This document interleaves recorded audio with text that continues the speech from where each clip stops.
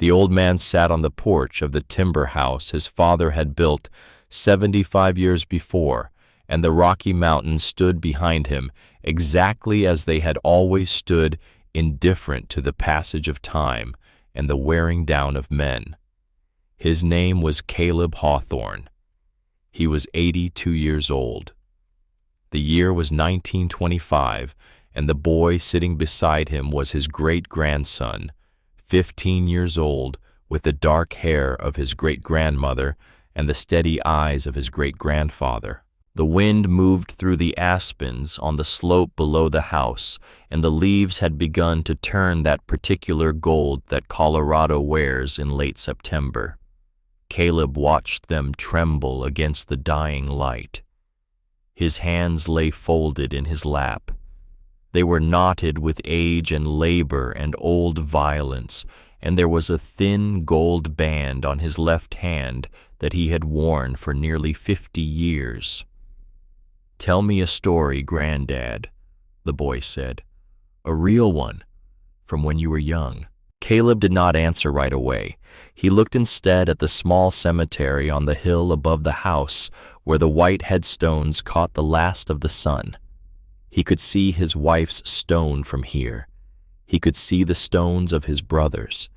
He could see the stones of 3 women who had been his father's wives, and the stone of the man who had raised him, and the stone of the foreman who had been like a second father, and beyond them all the stone of his sister Rosalind, who had survived hell and lived to be 67 years old, and who had written a book that had changed the laws of the United States. "All right, boy," Caleb said. "I'll tell you a story, the truest one I know, the one I never told to any man. Listen close, because when I'm gone, there won't be anyone left who remembers it the way it really happened." He paused. The wind moved again. It was the autumn of 1875, 10 years after the war ended. Your great-grandmother had not yet stepped down off a train in Silver Creek. I was 32 years old. My brothers, Wyatt and Reuben, were 29 and 26. Our father had been dead 1 year, and we did not yet know that a letter from Boston was about to change everything. Listen, boy. Listen to how it began. The autumn light deepened. The boy did not move, and the old man's voice carried backward through 50 years. The Texas longhorn cattle moved slow across the south meadow of Hawthorne Ridge, their breath rising in the cold morning air, and Caleb Hawthorne counted them as he had counted them every autumn since he was a boy. He sat on a black gelding named Ironwood, his hands easy on the reins, his eyes squinted against the early sun. 647 head, down 12 from spring count. The wolves had taken some. The Murphy brothers had probably stolen others, though there was no proving it. He made a mental note and turned the gelding back toward the house. Caleb was a tall man, taller than most, with shoulders made wide by labor, and a back that had not yet learned to bow. His hair was dark chestnut cut short, and the scar that ran from his left temple to his jaw was 3 years old now. The skin around it had finally settled into a pale line that did not redden in the cold. He did not think about it most days. He thought about it on the days when strangers looked at him and on the days when he caught his own reflection in a window. Otherwise, it was just a thing he carried, the way a man carries a bullet that the surgeons had decided was safer to leave inside him than to dig out. He rode past the south fence and saw his middle brother working there. Wyatt Hawthorne was 29, half a head shorter than Caleb, but built broad through the chest, with dark blonde hair that the sun had streaked at the temples, and forest green eyes that he had inherited from a mother he had never known. Wyatt had been 17 when he marched off to fight for the Union, and 19 when a piece of artillery shrapnel had buried itself in his thigh at the Battle of Cold Harbor. The peace was still there. It pained him in cold weather. He limped a little when he forgot to hide it. "Anything broken?" Caleb asked, reining in. "Just my faith in human decency," Wyatt said. He grinned without looking up from the post he was setting. "Murphy's boys came through here last week. Cut the wire in 3 places. I'm fixing it for the 3rd time this season." "Did you see them?" "No, but I know the cut. Murphy uses a slanted blade. Always did." Caleb said nothing. He looked at the hills where the Murphy spread joined his own. Then he turned the gelding and rode on. In the corral behind the house, the youngest brother was working with a young horse. Reuben Hawthorne was 26 years old and had auburn red hair that came from his mother Beth, who had died when he was 4. He had warm hazel eyes flecked with gold and a softness in his face that the harder lives of his older brothers had worn off their own. He was lean rather than thick, but the leanness was the leanness of rope, the kind of strength that did not announce itself until it was needed. He was the only Hawthorne brother who had not gone to war. He had been 15 years old when Lee surrendered at Appomattox, and his father had refused to let him enlist in the last desperate weeks. Reuben had not forgiven the old man for that for a long time. He had forgiven him only at the funeral and only because there had been nothing else left to do. The young horse was a bay filly with a star on her forehead. She had been wild 3 weeks ago.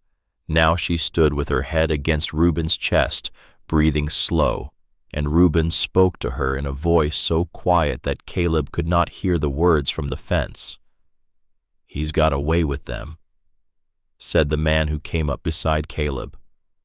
"Always did, even when he was little. The horses used to follow him around like dogs. The dogs used to follow him around like children. I never seen anything like it." This was Asa Goodnight. He was 60 years old, gaunt as a fence rail with white hair and a face like a piece of weathered oak. He had ridden with old Obadiah Hawthorne in the Mexican-American War of 1846, when Caleb's father had been a young man and Asa had been a younger one. He had come north with Obadiah to Colorado in 1849, helped him build the first cabin, helped him bury the first wife. He had stayed for 30 years. He was foreman of Hawthorne Ridge, and he was as close to a second father as the brothers had ever known. He spoke with the soft accent of East Tennessee, where he had been born, and he never spoke of the war he had fought as a young man, because some things he said were better left in the ground. "Mail come in?" Caleb asked. "Mail come in. Got a letter for you. From Boston." Caleb looked at him. "Boston," he said. "I don't know anyone in Boston." "That's a fact," said Asa, "and yet there it is." He reached into his coat and pulled out a thick, cream-colored envelope. Caleb took it. The handwriting was a woman's hand, careful and educated, the kind of script that had been taught by a strict teacher to a girl who had taken her lessons seriously. The return address read, Beacon Hill, Boston, Massachusetts. The name read, Eleanor Whitfield. "Open it," said Asa. Caleb opened it. Inside was a letter 3 pages long, and folded inside the letter was a small photograph. He looked at the photograph first. It showed a young woman, 20 years old or thereabouts, sitting in a photographer's studio chair with a Bible in her lap. Her hair was pale, almost ash blonde, and it was pinned up in a manner that he supposed was fashionable in Boston. Her eyes were large and very pale. Her mouth was small and serious. She looked at the camera the way a soldier looks at the sergeant on the first day of drill, frightened but determined to give nothing away. Caleb read the letter. "To the Honorable Caleb Hawthorne, sir, I write in response to your advertisement, which appeared in the matrimonial section of the periodical Matrimonial News of July of this year. My name is Eleanor Whitfield. I am 21 years of age, the only child of the late Edmund Whitfield, formerly a merchant of the city, who died 8 months ago. The financial reverses of 1873 took most of what my father had built, and his death has taken the rest, for he had no living male heir, and the small estate has been settled in a manner that does not provide for me.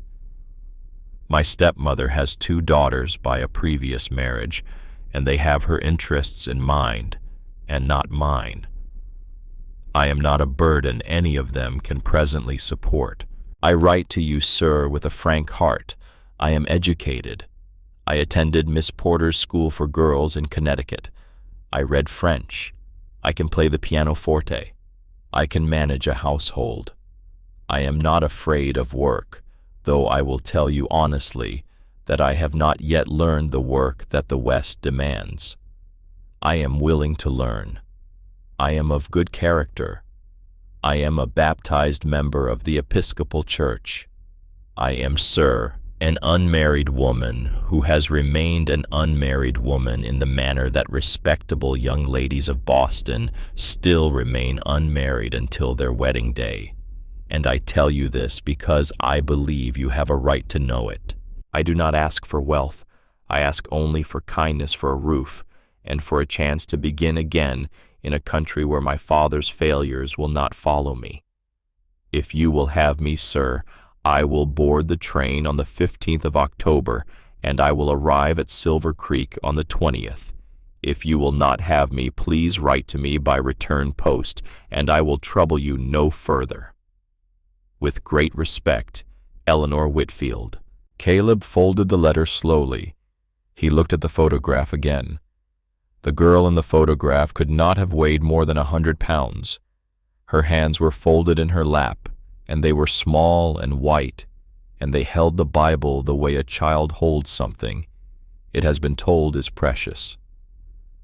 "Read it," he said, and handed it to Asa. Asa read it. When he was done, he looked at Caleb for a long time. "Caleb," he said, "I don't recall you advertising for a wife." "I didn't advertise for a wife. And yet. Caleb took the letter back. He stood holding it in the autumn sun.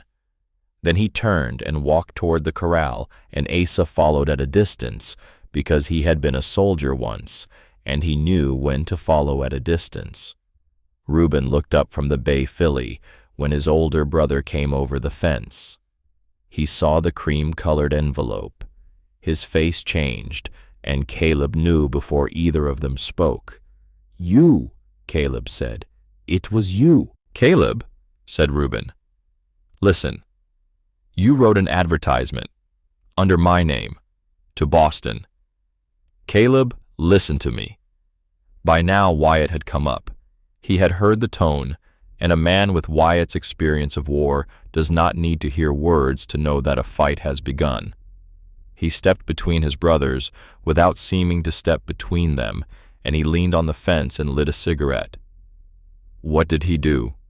Wyatt asked, mild as Sunday. "He advertised in Boston, for a wife in my name." Wyatt turned and looked at Reuben. Reuben took a breath. "I did," said Reuben. 3 months ago. I posted it in Matrimonial News, the paper that handles such things. I posted it under Caleb's name, and I gave a postal box at Silver Creek so that the answers would come to me first. I have read every answer that came. I threw out the ones from women who sounded like they were not what they claimed. I threw out the ones from women who wanted money. I kept the letters from one woman. Her name is Eleanor Whitfield. She is 21 years old, she is from Boston, and she has lost everything. She is on a train. She arrives in 5 days. Caleb said nothing for a long time. "Why?" he said finally. "Because of the law," said Reuben. "Because of the Territorial Land Act of 1875 that Congress passed in March. Because I wrote to Mr. Halloran in Denver, and he wrote back and he said what I already suspected. Any holding over 500 acres on government-granted land must be a family unit, husband and wife. We have 800 acres. We have 18 months from the date of Father's death. Father died 11 months and 3 weeks ago. We have less than 7 months left, Caleb. Less than 7 months. And after that, the government takes the land, sells it at auction, and the Murphys buy it for 10 cents on the dollar, and our father's grave sits on land that belongs to other men. Wyatt drew on his cigarette. He looked at the ground. Why me? Said Caleb. Because you are the eldest. Because Wyatt would marry, but Wyatt has not the temperament to settle yet. Because I am 26, and I have not yet known a woman well enough to ask one to share my life. Because you are the head of this family, whether you want to be or not, and you have been since Father's hand began to shake. Because no one else but you can do this thing. I am not the head of this family. You are. I am the eldest. That is not the same thing. Reuben did not answer that. He looked at the photograph in Caleb's hand, and he said softly, She is on a train, Caleb. She has nothing. She has no place to go. We cannot send her back. It would not be the act of a man of honor. There it was. The word that their father had carved into them with the back of his hand and the buckle of his belt, and the rare quiet evenings when he had spoken to them about the kind of men they were going to be. A hawthorn does not break his word. A hawthorn does not abandon a person in need. A hawthorn stands when standing is the harder thing. A hawthorn pays his debts. Caleb looked at the photograph one more time. The girl in the chair, the small white hands, the Bible. Kansas, he said. After what happened in Kansas, I am not the man who deserves a wife, Reuben. Kansas was 2 years ago, said Wyatt quietly. And what happened in Kansas was not your fault. It never was. It was my fault. It was not. The brothers stood in the autumn sun. The bay filly stamped once gentle in the corral behind them. All right, Caleb said. I will meet her at the station. We will see what is to be done. But understand me. Both of you. Understand me well. I do not bring innocent women into the kind of life I lead. I do not bring them into the trouble that is following me. If she comes here, she comes only as far as the law requires. No further. Do I have your word? You have my word, said Reuben. You have my word, said Wyatt. The wind moved through the cottonwoods by the creek, and Caleb folded the letter into his coat pocket, and he walked back toward the house alone. 5 days later, the Union Pacific train pulled into Silver Creek with the long, mournful cry of its whistle and a great hiss of steam that rose into the cold October air. The platform was a low wooden structure, weathered to silver gray, that ran along the side of the depot. 3 men stood at the end of it. They were tall enough that the few other people on the platform had given them room without thinking about it.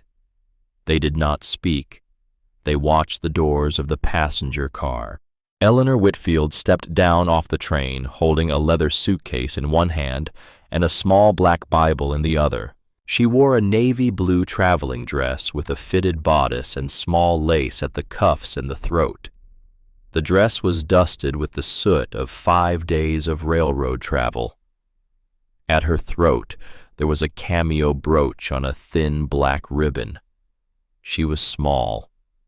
She was paler than the women of the West. Her honey blonde hair had been pinned up neatly when she boarded the train, but the long ride had loosened it, and a few soft strands had escaped to curl at her temples. Her cornflower blue eyes were wide and tired and frightened. She looked up the platform. She saw 3 men looking back at her.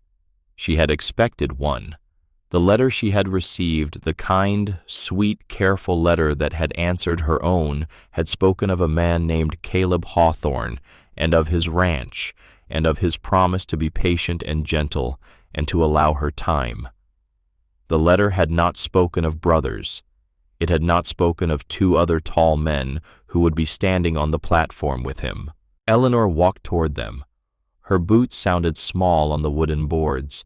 She stopped a few feet away. She lifted her chin. She had been raised to be a lady. A lady does not show fear in public. A lady speaks first when she is the newcomer. "Forgive me," she said. "I am looking for Mr. Caleb Hawthorne." The man in the middle stepped forward half a step. He was the tallest of the 3, taller than any man she had ever known in Boston, and he had a long pale scar running from his temple down past his cheekbone. His eyes were the color of whiskey. He looked at her, and there was something behind his look that she could not read, but it was not warmth. "That is me, ma'am," he said. "Caleb Hawthorne." "Sir," she said, "Eleanor Whitfield." He did not offer his hand. He did not smile. He merely nodded. The man on his left stepped forward then, and his face was friendly in a way she had not yet seen in this country. He had the easiest grin she had ever seen on a man's face, and his eyes were forest green, and he removed his hat properly. "Wyatt Hawthorne, ma'am," he said. "Caleb's brother. Half-brother, more accurate. Welcome to Colorado. The train ride is a long one. I hope it didn't shake the soul out of you entirely." "It did not, sir. I thank you." The 3rd man stepped up. He was the youngest, and his hair was an unusual deep auburn, and his eyes were warm hazel with little flecks of gold in them. He took the leather suitcase from her hand before she could protest, and she felt the weight of it leave her arm, and she had not realized until then how heavy the suitcase had become. "Reuben Hawthorne, ma'am," he said. "Youngest of the 3. The road home is 2 hours by wagon. You should drink some water before we set out. I have water in the wagon." "Thank you, Mr. Hawthorne. You are very kind."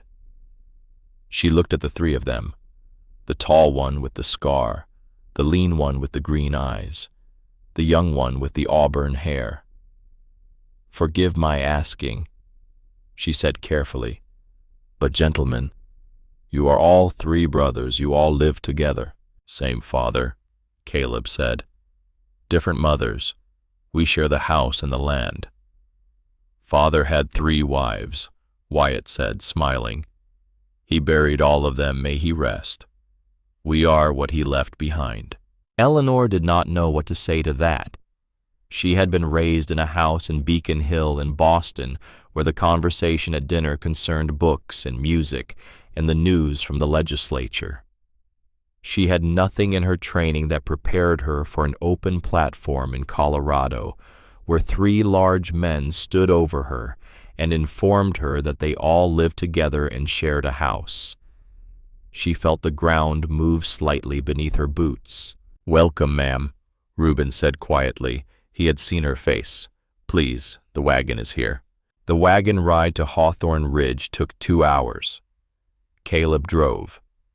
Eleanor sat beside him on the wagon bench. Her gloved hands were folded in her lap. The 2 younger brothers rode their horses on either side of the wagon like an honor guard.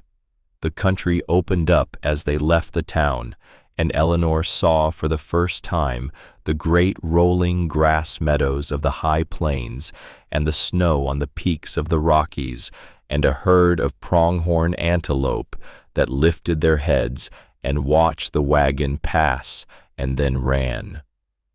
She had never seen pronghorns before. She had never seen mountains like these. She had never seen a sky that went on the way this sky went on. In Boston, the sky was a polite thing held in by buildings. Here the sky was the whole of the world. She tried to make conversation with her future husband. She asked about the size of the ranch. He answered, 800 acres. She asked about the cattle. He answered, Texas Longhorn. She asked about the weather. He answered, cold soon. She gave up after that. Wyatt rode up alongside the wagon and grinned at her. Don't take it personal, Miss Whitfield. My older brother is not an enemy of speech. He is just a man who saves his words for special occasions. What occasions? Such as when he has been shot. Then he speaks at considerable length, mostly profanity. She laughed. It surprised her. It was the first time she had laughed since she had stepped onto the train in Boston. Caleb glanced sideways at her, and for a single moment she thought she saw something soften in his face, but it was gone before she could be sure. Reuben spoke up from the other side. Tell us, Miss Whitfield, do you play any instrument? I play the pianoforte, though I expect I will not have one out here. Oh, said Reuben, but we do. You do. Caleb's mother, Margaret O'Brien Hawthorne. Father brought a piano from St. Louis up over the mountains by mule pack in the spring of 1843. It took 6 weeks. It was his wedding gift to her. She played it. She is the last person who played it. She died in 1851. The piano has not been touched in 24 years. Perhaps you might be the first to play it again. Eleanor turned to look at Caleb.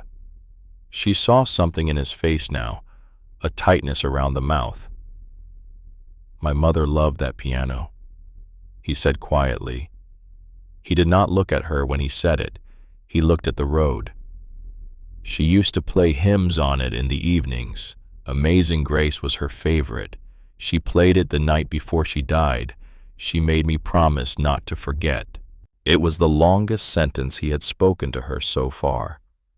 Eleanor found that she did not know what to say, so she said only, Thank you for telling me, Mr. Hawthorne.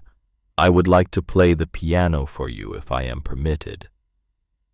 Caleb did not answer, but the silence after her words was a different silence than the silence before them. The ranch came into view as they crested the last rise. Eleanor saw the long timber house with its wide porch, the great stone chimney rising from one end, the pole barn behind it, the corrals, the bunkhouse for the hands, and beyond all of it, the snow-capped wall of the Rockies. She had to put her hand to her mouth. It was beautiful. It was more beautiful than anything she had imagined when she had read the letter in Boston. Asa Goodnight came down off the porch when the wagon pulled up. He stood with his hat in his hand. He bowed to Eleanor, and his voice was the gentlest thing she had heard in 5 days. Welcome home, ma'am. I have made up the front room upstairs. There is hot water if you would like a bath. You must be tired. She could not speak. She nodded. She felt her eyes sting. Inside the house was clean.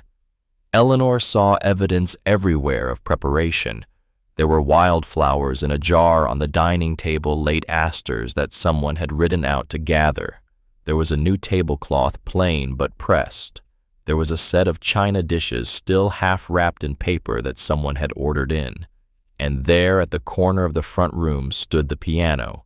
It was upright of dark wood, and there was a fine, pale dust on the keys that no one had thought to disturb in a quarter of a century. Eleanor walked to it. She lifted her hand. She did not press a key. She only laid her gloved fingers against the wood for a moment, the way a person might lay a hand on a sleeping animal. Dinner was quiet. Asa cooked. Wyatt tried to keep conversation alive and partly succeeded. Reuben asked her gentle questions about Boston, about the school she had attended, about whether she had ever seen the Atlantic Ocean. Caleb ate without speaking. He sat at the head of the table the way a man sits in a chair that does not quite fit him. When dinner was done, Caleb pushed back from the table. "Miss Whitfield," he said, "your room is the front upstairs, as Asa said. I will be sleeping in the barn." She looked up at him, her fork stilled. "Sir, the wedding will take place tomorrow as the law requires, but I will not impose myself upon you. You will live in this house. You will be safe. You will have whatever you need. I will sleep in the barn, and I will not enter your room ever. That is my promise to you." He stood there waiting for her to speak. She found that she could not. He nodded once, and he walked to the door and he opened it. "Mr. Hawthorne," she said.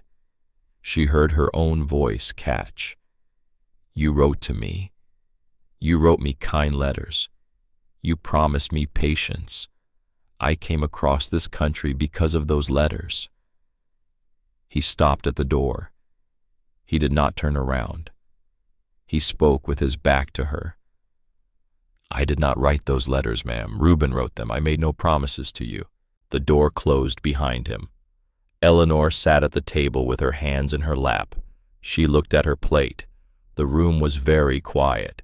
After a long moment she heard Reuben push his chair back slowly, gently. "Miss Whitfield," he said, "please, sit. There is something you need to know."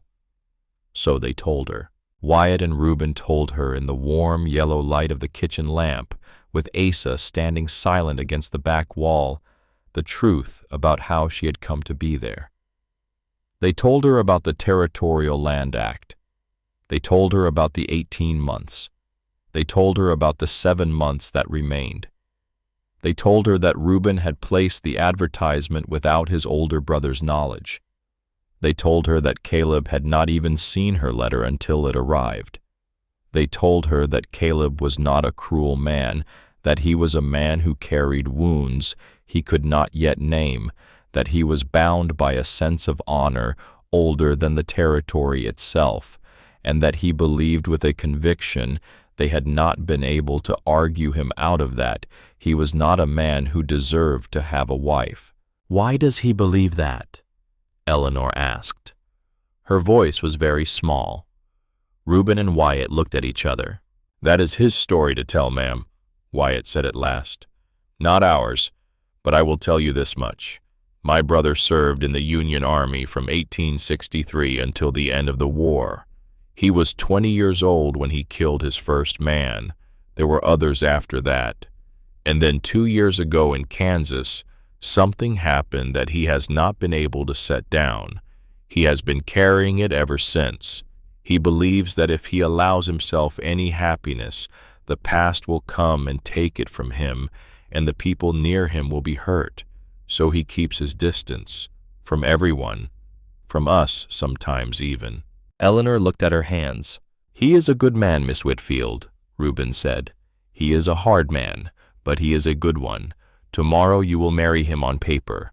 The law will be satisfied. Your home will be safe. You will not be touched. You will not be pushed. We will not allow you to be forced into anything. All 3 of us promise you that. If in time you wish to leave, we will help you go, and we will give you what we can to set you up wherever you wish to be. But if you stay as a member of this family, and a Hawthorne Miss Whitfield takes care of his own." Eleanor pressed her gloved fingertips to her eyes. She did not weep. She had not wept since her father's funeral. She did not weep now. But she sat very still for a long moment, and when she lowered her hands, she was different. "Thank you, gentlemen," she said. "I will marry your brother tomorrow." The wedding took place the following afternoon at the small white church in Silver Creek. The Reverend Ezekiel Crawford presided. He was 65 years old, gaunt, with eyes the gray color of river stones. He read the service in a voice that did not rise or fall, and he watched Eleanor over the rim of his prayer book in a way that Eleanor would later remember and would later understand. Eleanor wore a cream silk dress, the best she had brought from Boston. Caleb wore a clean black coat. They stood 2 paces apart through the entire service. When the moment came for the ring, Caleb produced a thin gold band from his vest pocket. He did not look at her face when he held it out. "It was my mother's," he said quietly. "You do not have to wear it after today." Eleanor took the ring. It was warm from his hand. She slid it onto her finger. She understood in that moment that he had given her the most precious thing he owned. She did not understand yet why he could not look at her when he gave it. When the Reverend said, "You may kiss the bride," Caleb leaned forward and pressed his lips dry and brief against the center of her forehead. It was not a husband's kiss. It was the kiss a brother gives a sister at a graveside. Then he stepped back. It was done. She was Mrs. Caleb Hawthorne. They walked out of the church into the cold afternoon, and there, on the dirt street of Silver Creek, blocking their way to the wagon, stood 3 men. The leader was a heavy man in his early 40s with small, hard eyes and a face that had begun to sag from drink. His name was Jasper Murphy, and he owned the ranch that bordered Hawthorne Ridge to the east. Behind him stood his 2 younger brothers. Hollis Murphy was thin and mean. Jedediah Murphy was the youngest, and he had the look of a man who had not yet decided what kind of man he was going to be, but who would probably decide badly. "Hawthorne," Jasper said with a smile that did not include his eyes. "I heard the news. I had to come and offer my congratulations. So this is the little Boston lamb you finally found to lie down with the wolves." Caleb stepped between Murphy and Eleanor. He did not speak. His hand was at his side, and Eleanor saw his fingers curl loose, the way a man's fingers curl loose when they are about to reach for a gun. Wyatt moved up beside Caleb. He smiled the way Wyatt smiled, the easy smile that was not actually easy at all. "Murphy," he said, "it's the Sabbath. Go home." Jasper tipped his hat to Eleanor. He let his eyes travel over her in a way that no man in Boston had ever permitted himself to do. Eleanor felt her face go hot and her spine go cold at the same time. "Mrs. Hawthorne," he said, "if you ever get tired of your husband's particular brand of charm, you remember that the Murphys have land too, and we know how to talk to a lady." Caleb made a small sound. It was barely a sound at all. But Wyatt put a hand on his older brother's chest, gentle, and Murphy seemed to remember that he had only 3 men against 3 Hawthorns and an unknown number of allies, and he stepped back. He tipped his hat to Eleanor again. He walked away. Eleanor was shaking. She did not realize she was shaking until Reuben appeared at her elbow and said very quietly, "It's all right, ma'am. It's over. Come away." He helped her up onto the wagon. As they pulled out of Silver Creek, she looked back once and saw the Reverend Crawford standing in the doorway of his church watching them leave. He was not smiling. He was looking at her in the same way Murphy had looked at her. But where Murphy's look had been hot, the Reverend's look was cold. It was the look of a man calculating the price of a thing. Eleanor did not understand it. Not yet. She only knew that her wedding day had given her 3 names she would never forget: Murphy, Crawford, and a Judge Thaddeus Morrison, whom Reuben had mentioned the night before and whom she had not yet met. The first week at Hawthorne Ridge passed slowly. Caleb rose before dawn and went to work. He did not eat breakfast in the house. Asa took it out to him at the corrals. Caleb came in only for supper, and he ate without conversation, and he was gone again before Eleanor finished her cup of tea. He slept in the barn exactly as he had said. Wyatt took to her quickly. He had decided Eleanor realized that it was his job to make her smile. He came in for breakfast with stories. He told her about the war lightly in pieces small enough to laugh at. He told her about Augustus Mercer, his best friend who had died at Cold Harbor in 1864 at the age of 19. He did not tell her how Gus had died. He told her only that Gus had been the funniest man he had ever known, and that he missed him every single day. On the third afternoon, Wyatt took Eleanor out behind the barn and put a shotgun in her hands. "A woman in Colorado," he told her, "who cannot shoot is a woman waiting for trouble. I am going to teach you. By the time the snow comes, you will be able to hit a tin can at 30 yards. She raised the shotgun. The kick of it nearly knocked her down. He caught her by the shoulders, steadied her, and laughed. She laughed too. It was the second time she had laughed since she stepped off the train. Reuben took her to the creek on the fourth morning to show her where the water ran clearest, and he showed her how to spot the great horned owls in the cottonwoods and a nest of golden eagles high on a ledge above the south meadow. He spoke to her gently and at length. She found that she could ask him almost anything. So at last, on the sixth day, in the late afternoon, when she had been cleaning her husband's office, which her husband had told her not to enter, but which she had entered anyway, because she could not bear the thickness of dust on his desk, she opened a small wooden box in his bottom drawer. Inside the box was a Civil War diary dated 1863 to 1865. Beside it was a worn cartridge belt, and beneath the belt was a small gold locket. Eleanor opened it. Inside was a photograph of a girl, maybe 16 years old, with deep auburn red hair like Reuben's and pale blue eyes like Caleb's. The girl was smiling.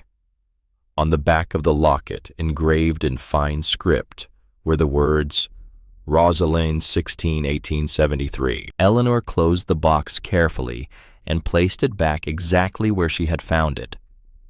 That evening she found Asa alone in the kitchen smoking his pipe at the table. "Mr. Goodnight," she said. "Who is Rosalind?" Asa looked at her for a long time. Then he set down his pipe. "That is their sister, ma'am. Reuben's full sister. Same mother.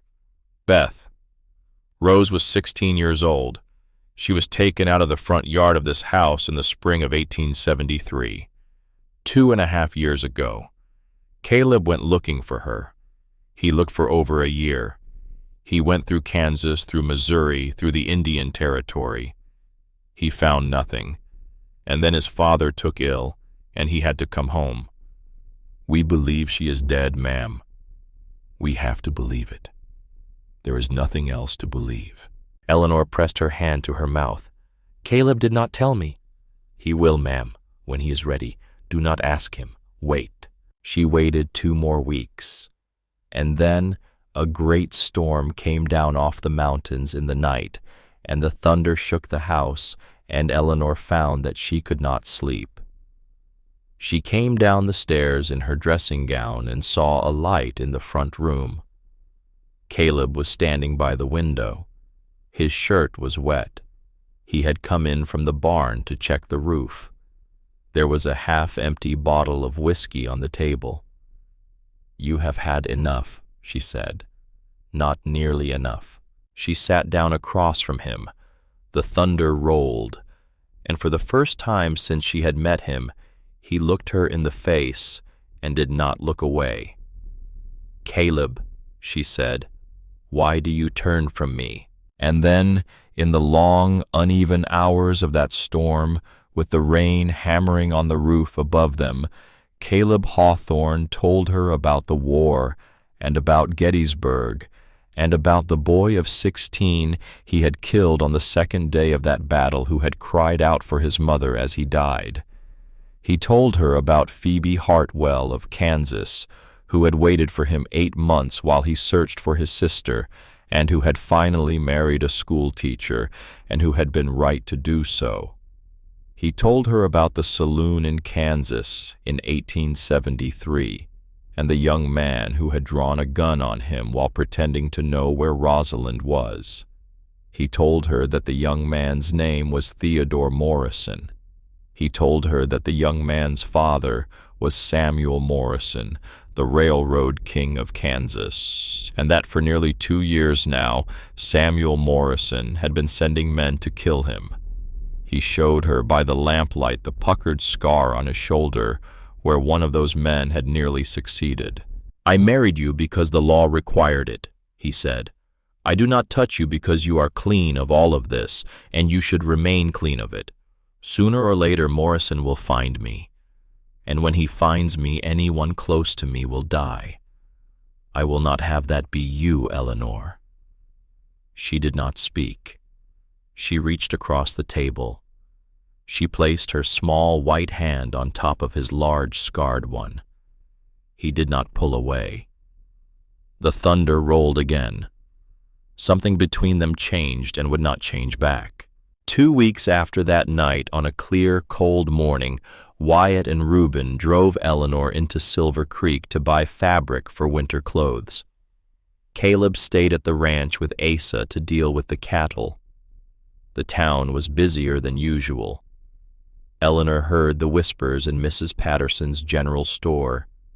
She heard the voices of women who would not look her in the eye.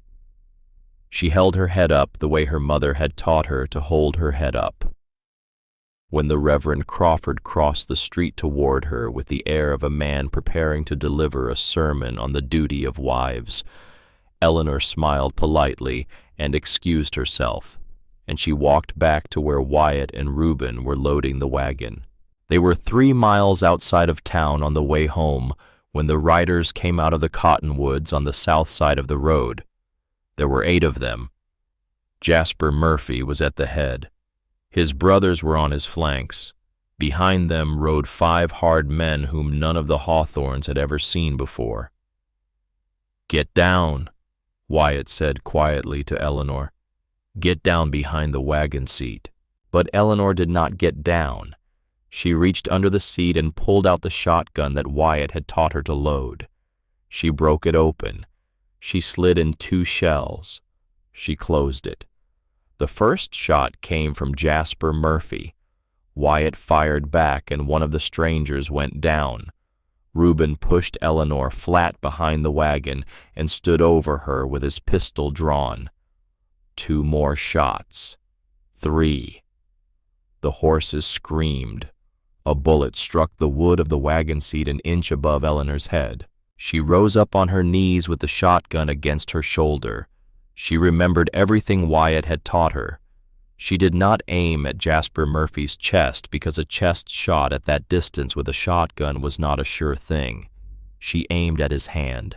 She squeezed the trigger. The buckshot tore through Jasper Murphy's right hand and he dropped his revolver and he howled. The other riders broke. 3 more were down. The strangers turned and ran for the cottonwoods, dragging Jasper with them, and they were gone before the dust settled. Eleanor lowered the shotgun. Her hands were shaking. She looked down. Reuben was on the ground beside her. There was blood blooming on the shoulder of his shirt. "Reuben," she said. Her voice did not sound like her own. "Reuben, I am here. I am here." She tore the hem of her petticoat. She pressed the cloth into the wound. She held it there with both hands while Wyatt galloped for home to bring Caleb. She held it for what felt like an hour and was probably 20 minutes. The blood soaked her skirt and her hands and her sleeves. She did not let go. When Caleb came over the rise at a hard gallop and reined in beside the wagon and saw her there kneeling in the dirt with both hands red, holding his youngest brother together by sheer will, he did not speak. He looked at her in a way he had never looked at her before. He looked at her the way a man looks at something he has not yet understood, but suspects he will understand soon and is afraid of what the understanding will mean. That night, after the doctor had come from town and stitched Reuben's shoulder closed and pronounced that he would live, Caleb came up the stairs and stopped at Eleanor's bedroom door. He did not enter. He stood in the threshold. His hat was in his hand. "I came to thank you," he said, "for my brother's life. I did what was needed. You are not obliged to do what was needed for any of us. You are a stranger here. You owe us nothing." She looked up at him. Her face was pale and her hair was loose, and there were still flecks of dried blood on her wrists.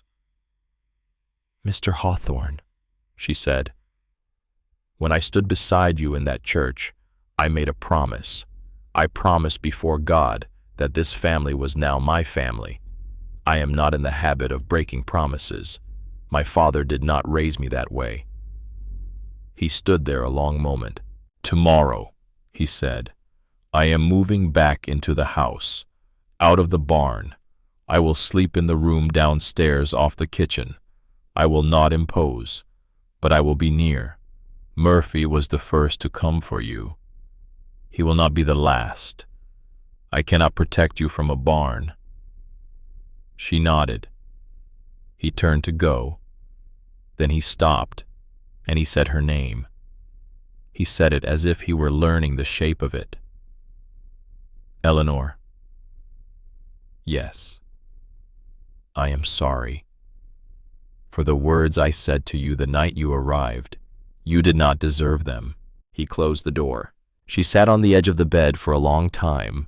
Then only then did Eleanor Whitfield Hawthorne put her face in her blood-stained hands and weep. She wept for her father and for Boston, and for the girl she had been when she had stepped onto the train. She wept for the brother-in-law lying wounded in the next room, and for the man downstairs who carried a sister's ghost, and for the country she had come into with a Bible in her hand and no understanding of what it would ask of her. But she did not weep in the end from fear. She wept because for the first time in her life she had found a place she would die before leaving. Outside, the wind came down from the Rockies and moved through the long grass of Hawthorne Ridge, and the lights in the bunkhouse went out one by one, and the stars came out hard and bright over the territory of Colorado.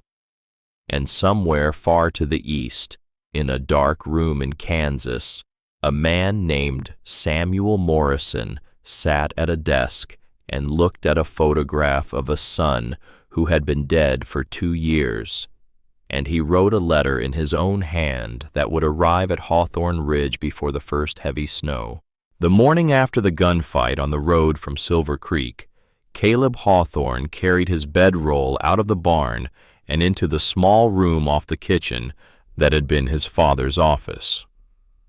The room held a narrow cot, a writing desk, and a single window that looked out across the south meadow toward the Rockies.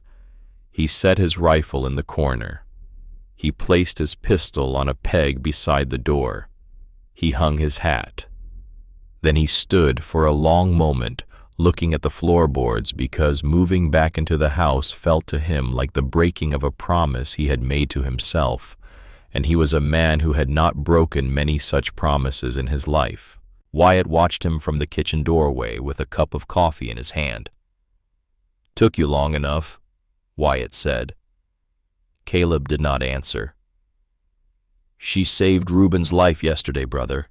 She had no obligation to do that. None. She put herself between a shotgun and a stranger she has known for less than a month. I think the time for sleeping in the barn is over.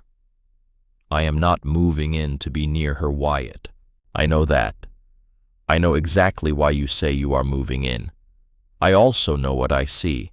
So does Reuben. So does Asa. We are not blind men." Caleb looked at his middle brother.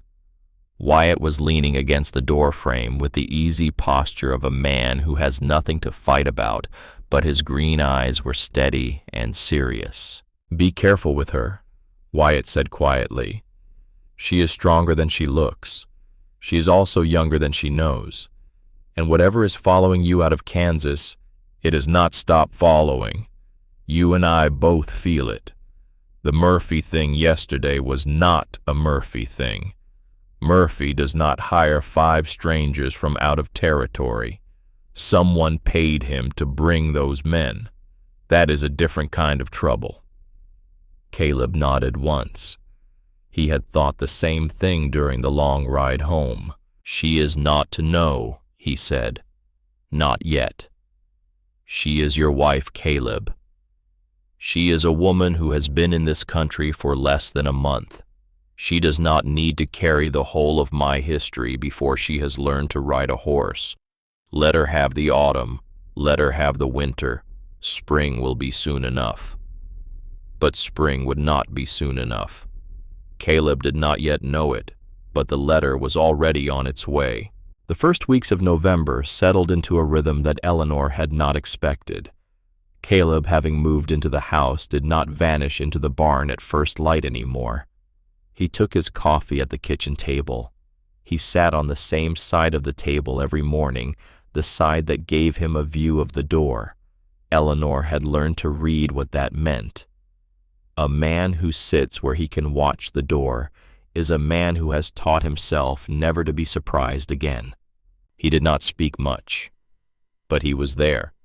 And in the evenings after supper he no longer rose immediately to go check the corrals. He stayed.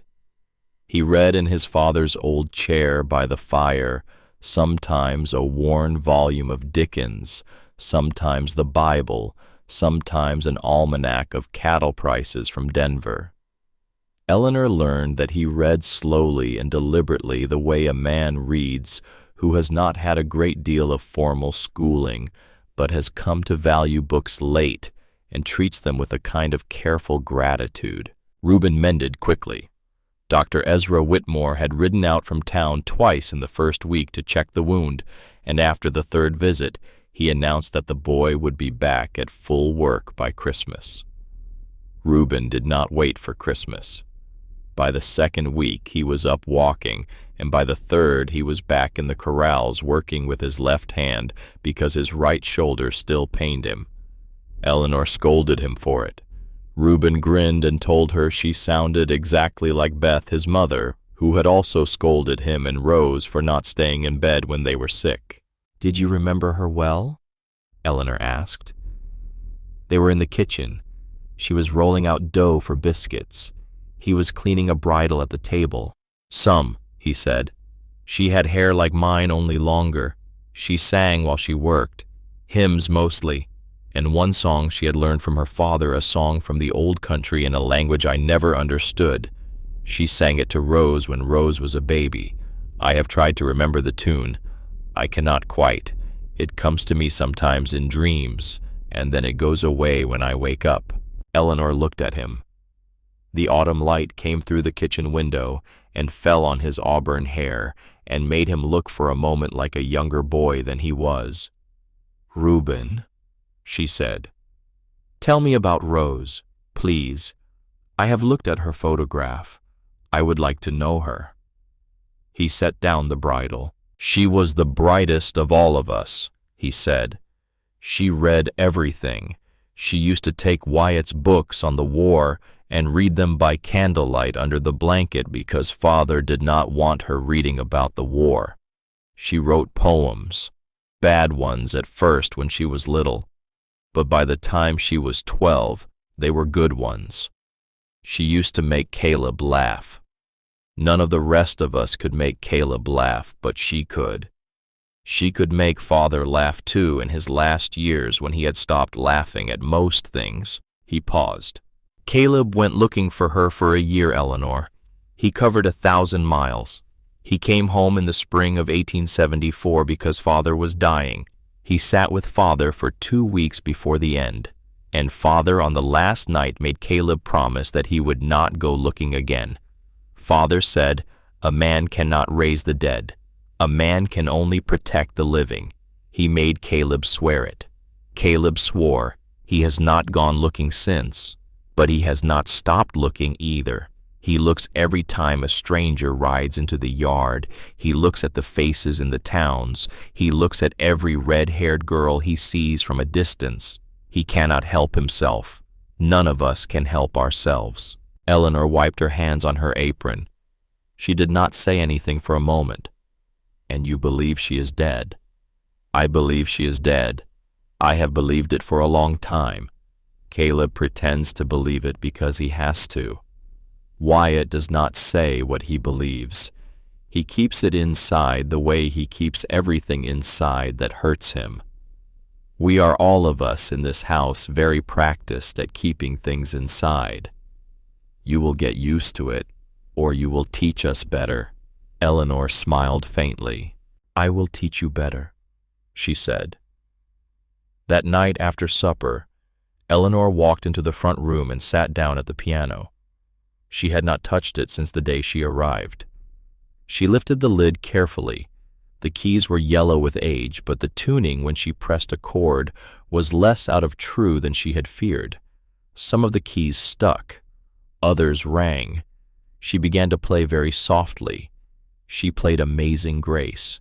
She had not been playing for 30 seconds before Caleb appeared in the doorway. He did not speak. He did not enter the room fully. He stood in the door frame with one shoulder against the wood, and he listened. Wyatt came in behind him and sat down in the armchair without making a sound. Reuben came down the stairs and stood at the bottom step. Asa came up onto the porch from the bunkhouse and stood at the open door, hat in his hands. Eleanor played the first verse. Then she sang it. Her voice was small but clear, the trained voice of a girl who had sung in church choirs since she was 8 years old. She did not look at any of the men. She kept her eyes on the keys. Amazing Grace, how sweet the sound that saved a wretch like me. I once was lost, but now am found. Was blind, but now I see. She finished. The last note hung in the air for a long moment. The wind moved outside. No one in the room spoke. Then Caleb walked across the room and sat down on the bench beside her, not touching her, 2 feet between them. He looked at the keys. My mother used to play that, he said. She played it on the night before she died. I was 8. I sat right where you are sitting now. She said to me, Caleb, do not forget this. Do not forget the words. They are for the worst nights. I have not forgotten. His voice broke very slightly on the last word. He cleared his throat and looked away. Thank you, Eleanor, he said. He stood up. He walked out of the room. But before he walked out, he leaned down and he pressed his lips lightly, briefly to the top of her head. It was not the kiss of the wedding day. It was not the kiss of a brother at a graveside. It was something else. Something he had not given to anyone in a quarter of a century, and he gave it and walked away from it, and Eleanor did not move from the bench for a long time after he was gone. It was the next afternoon that Asa Goodnight rode in from town with the mail. He came into the kitchen with the bundle and laid it on the table, and Eleanor saw his face before he set it down, and she knew. She did not know what she knew. She only knew that something had changed in the house at the moment Asa walked through the door. The letter was on top of the stack. The envelope was heavy cream-colored expensive paper. It had been sealed with red wax. The wax bore the impression of the letter M. Caleb came in from the corrals and saw the letter and stopped where he stood. From Kansas, Asa said quietly. Postmarked Topeka, 10 days ago. Caleb picked up the letter. He did not open it in the kitchen. He carried it into his office and closed the door. Eleanor watched the door close. She set down the dish towel she had been holding. She looked at Asa. Asa would not meet her eyes. Mr. Goodnight, she said. Tell me. It is not for me to tell, ma'am. Then I will go and ask him myself. Ma'am, wait. Give him a few minutes. Whatever is in that letter has been a long time coming. He will need to read it twice before he can speak about it. So she waited. She stood in the kitchen with her hands folded in front of her apron, and she counted out 15 minutes by the slow tick of the clock on the mantel, in the next room and at the end of 15 minutes she walked to the office door, and she did not knock. She turned the knob, and she opened it, and she went in. Caleb was sitting at the desk. The letter was open on the wood in front of him. He looked up when she came in, and there was something in his face that she had never seen before. It was not anger. It was not fear. It was the still, exhausted face of a man who has been waiting for a blow for a long time and has finally felt it land. "You should not be in this room," he said. "I am your wife, Caleb. I am precisely the person who should be in this room. Read it to me. Eleanor, read it to me, or I will read it myself." He looked at her. Then he looked down at the letter. He read it aloud in a flat voice that he might have used to read the price of cattle in the Denver Almanac. "Caleb Hawthorne, I have found you. It has taken me longer than I wished. You know what I want. I want justice for the son you took from me. I am willing, however, to offer you a meeting. Come to Denver alone. I will be at the Windsor Hotel on the 16th of December. There is a person you need to see. If you are not in Denver in 14 days, I will come to you and I will come to your family. Your new wife is, by all accounts, a beautiful woman. I trust you do not wish anything to befall her. Samuel Morrison." The letter slid from Caleb's fingers onto the desk. Eleanor walked over and picked it up. She read it for herself slowly twice. Her hands were steady. Her face was not. "Caleb," she said. She set the letter down. "He is not summoning you to Denver to kill you. If he wanted to kill you, he would have come here. He has the address of this house. He says so. He says he will come here if you do not come there. He is summoning you because he has something, because he has someone. He says, there is a person you need to see. There is only one person in the world you would walk into a known trap to see. There is only one person." "Stop. There is only one person, Caleb. He has Rose." "Stop," I said. "He has Rose. She is alive. Eleanor, she is alive." He stood up so suddenly that the chair tipped and clattered behind him. He did not move to pick it up. He stood with his hands on the desk and his head bowed and his shoulders rising and falling in long, uneven breaths. And Eleanor Whitfield Hawthorne, 21 years old, less than 2 months out of Boston, walked around the desk and put her arms around her husband from behind and held him while he shook. He did not weep. He did not let her see his face, but he shook for a long time and she did not let go. When he could speak again, he turned in her arms and looked down at her, and his eyes were red. "Even if she is alive, this is a trap. He will use her to kill me. He has waited 2 years to put me in a room with him. He has not waited 2 years to be merciful." "Yes," she said, "it is a trap. We will go to it anyway, but not alone and not without help. You will not walk into Denver to see Samuel Morrison without an army at your back, Caleb Hawthorne. I have not crossed this country and married this family and shot a Murphy with a shotgun to be a widow before Christmas." He almost smiled. It was the smallest movement of his mouth gone in an instant. "What are you going to do, Mrs. Hawthorne? Raise an army on my behalf?" She walked to the small writing desk in the corner of the room. She opened the lower drawer and took out an envelope. The envelope had a federal seal on it. "I already have," she said. She handed him the letter that had come for her 2 weeks before and which she had read 3 times and put away without telling anyone. "Federal Marshal Daniel Cooper," she said. "He was a friend of my father's. He served at Antietam in 1862, came home and was a constable in Boston for many years. He took a federal commission 5 years ago and went west. He is in Denver.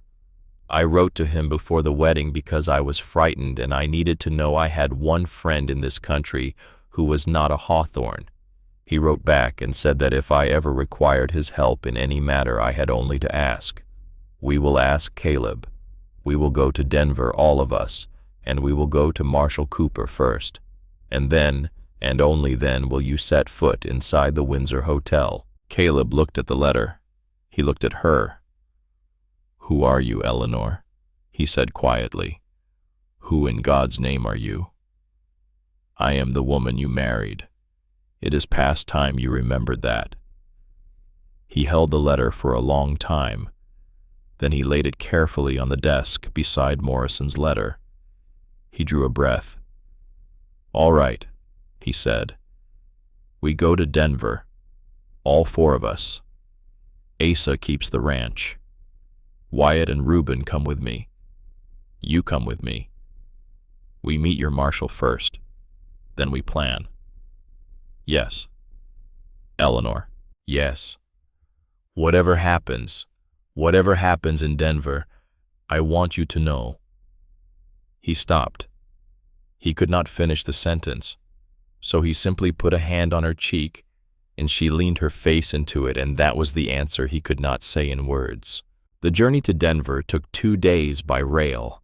Caleb, Wyatt, Reuben, and Eleanor took the morning train from Silver Creek with a single trunk between them and 4 sidearms and 1 shotgun. Asa stood on the platform and watched the train pull away with his hat in his hand and his face set in the still, hard expression he had worn through 3 wars. He had not told the brothers, but he was laying an extra ammunition in the bunkhouse that very afternoon. Denver in 1875 was a city of 35,000 souls. It had brick buildings, electric street lights along the main avenues, trolley cars drawn by mules, and the federal courthouse on 16th Street with its great stone columns. Eleanor had not seen a city since she had left Boston, and the size of Denver did not impress her. The dirt of it impressed her, and the noise of it, and the way the snow on the Rockies still seemed close enough to touch, even from the heart of downtown. Federal Marshal Daniel Cooper met them at his office. He was 50 years old, big through the shoulders, with white hair cut short and a white mustache. When he saw Eleanor, he came around the desk in 2 long strides and took both her hands in his. Eleanor Whitfield, I would have known you anywhere. You have your father's eyes, child. Mrs. Hawthorne, now Marshal. Mrs. Hawthorne. Yes, I have heard. His gaze moved to Caleb. He did not release Eleanor's hands. Mr. Hawthorne, I have heard a great deal about you, sir, and not all of it from my goddaughter here. We have things to discuss. He led them into a back office and closed the door. He produced a folder so thick that he had to use both hands to set it on the desk. He opened it. Samuel Morrison, he said, of Topeka, Kansas, railroad baron, cattle baron, a man worth by my best estimate $4 million, a man who owns 3 judges in 2 states, a United States Senator from Kansas, and a great deal of the police of Kansas City. We have been investigating Morrison for 11 years. Caleb stiffened. We have not been investigating him for the death of his son. The death of his son is not a federal matter, and from everything I have learned, Mr. Hawthorne, the killing was self-defense and was justified. Morrison has spent the last 2 years pursuing you for it because he is a man who cannot accept the truth about his own child. His son was a worthless, vicious young man whom Samuel Morrison loved more than God. Then what are you investigating him for? Caleb said. Cooper laid his hand flat on the file. For the trafficking of women, sir. Of young women mostly between the ages of 14 and 20 taken from frontier homes, immigrant families, mining camps, and reservations. They are taken by men in his employ. They are kept for a time at private estates that he maintains under various names. The pretty ones, the educated ones, the ones who are useful, he keeps as servants and as private secretaries and as worse. The others he sells south, to New Orleans sometimes, to Mexico sometimes. We have documented the disappearance of at least 12 girls from northern Kansas and southern Colorado in the last 5 years that we believe Morrison is responsible for. The room had gone perfectly still. Reuben said in a voice that did not sound like his own, 12. 12 that we know of, Mr. Hawthorne. Likely there are many more we do not know of. We have not been able to charge Morrison because every witness who might testify has either disappeared or has been bought off or has been frightened into silence. We have been waiting for years for a single witness who could testify from inside the operation, from inside one of his estates, from the place where the records are kept. We have not found one, not yet. My sister, Reuben said. Marshall, my sister. Cooper looked at him. His face was kind. It is possible, Mr. Hawthorne. It is more than possible. The timing of her disappearance, the manner of her taking the locations where Morrison has had people, all of it, is consistent with what we know of his methods. I cannot promise you. I will not lie to you. But yes, it is possible that Rosalind Hawthorne is alive. And if she is alive, she is at one of Morrison's estates, and the largest of them is on the outskirts of this very city. Wyatt sat down in the chair by the door. His face was the color of paper. Caleb did not sit down. He stood. He stared at the wall above the marshal's head. Then we go to that estate, he said. Tonight, now, we go in and we take her out. Mr. Hawthorne, if you do that, Morrison kills her in the first 60 seconds. He kills every woman in that house. He kills you. He goes to ground. He buys his way out of the consequences. We have one chance to do this, sir. We do it correctly or we do not do it at all. Then how? Cooper looked at Eleanor. She had not spoken since they had entered the office. Her hands were folded on her lap. Her chin was lifted in the way her mother had taught her to lift it. Eleanor, Cooper said, I have a proposal. It is a difficult proposal. I want you to listen, and I want you to refuse if you wish to refuse, and no man in this room will think less of you. Will you listen? I will listen. He told her what he had already worked out in the long days since her letter had reached him. Morrison knew that Caleb Hawthorne had a young, beautiful, well-born wife. Morrison's letter had said as much. It had been intended as a threat, but it could be turned. A young, beautiful, well-born wife, freshly married to a man who did not love her, freshly disappointed by frontier life, freshly arrived from civilization, would be exactly the sort of woman Samuel Morrison would believe. If such a woman fled her husband and came to Morrison and offered him information about Caleb Hawthorne in exchange for a ticket back to Boston, Morrison would not be able to resist her. He would take her in. He would put her up at the very estate where the marshal believed Rosalind Hawthorne might still be a prisoner. And from inside that house Eleanor could find Rose, find evidence, send word, and the marshal could move with a federal warrant and a force of marshals that no Kansas judge could intimidate. No, Caleb said. The word was a stone falling. No, absolutely not. She is 21 years old, Marshal. She has never done such a thing in her life. She is not bait. She is not a soldier. I will not allow it. Wyatt said, Caleb is right. This is not work for a woman. We will find another way. Reuben did not speak. Eleanor said very quietly, Reuben. Reuben raised his head. You have not spoken, Reuben. Speak. He looked at his oldest brother. His warm hazel eyes were wet. Caleb, Reuben said, you were not here the night she was taken. You did not see it. I was the one who found her shoe at the creek. I was the one who came home with it in my hand and could not say the word out loud.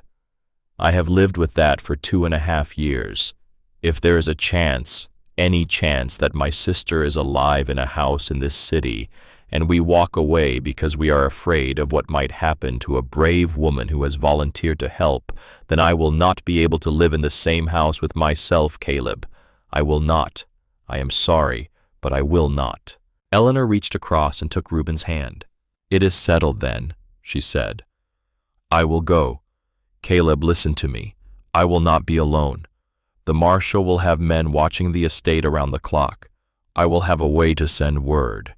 If anything goes wrong, federal officers can be at the door within minutes.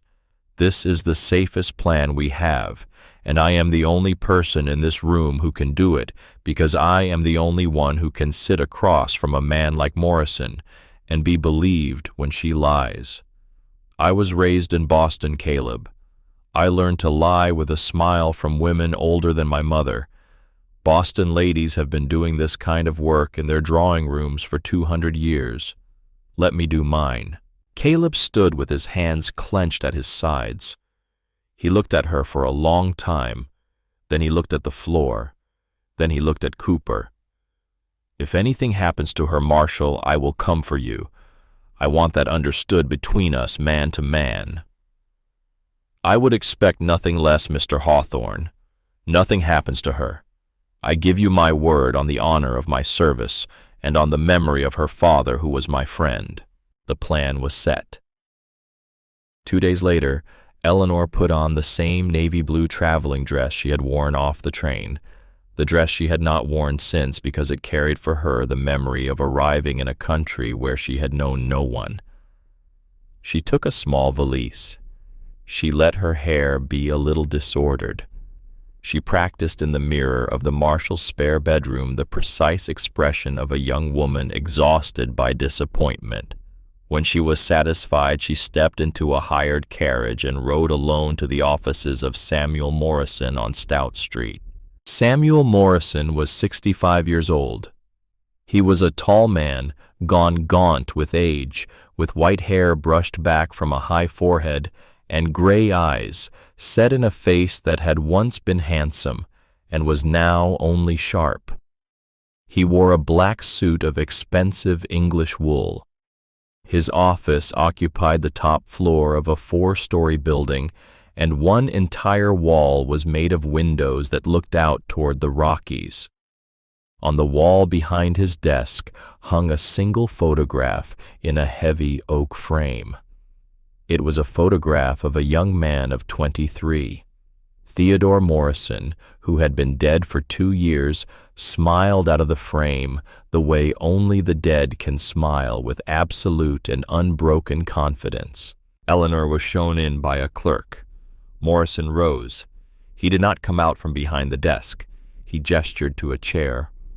Mrs. Hawthorne, please, sit. I had not expected to receive you. Mr. Morrison. She sat. She let her gloved hands tremble where he could see them. Forgive me. I have come without an introduction. I have come because I have heard that you are seeking information about my husband, Caleb Hawthorne. I am willing to provide that information, sir, in exchange for a single thing. I want a ticket back to Boston. I want to leave this country. I want to go home. Morrison did not move. His gray eyes studied her with the slow patience of a man who had spent a lifetime looking at people across desks and assessing them. You have known your husband for how long, Mrs. Hawthorne? 8 weeks, sir. I came as a mail-order bride. I came on the strength of letters that I now know were not written by him. I have been deceived, Mr. Morrison. The man I married is not the man who wrote those letters. He is a hard man. A violent man, a man who does not love me and who I think is not entirely sane. His brothers are no better. I have made a terrible mistake, sir. I am 21 years old. I should have stayed in Boston. She allowed her voice to break slightly on the word Boston. She allowed a single tear to slide. She had practiced, but she had not had to practice hard. The grief in her voice was real, even if it was not for the reasons Morrison believed. Morrison watched her cry. "What do you know of your husband, Mrs. Hawthorne? That would be of interest to me." "I know everything, sir. I know the layout of his ranch. I know the hours he keeps. I know who works for him and who does not. I know his weaknesses. I know what he fears.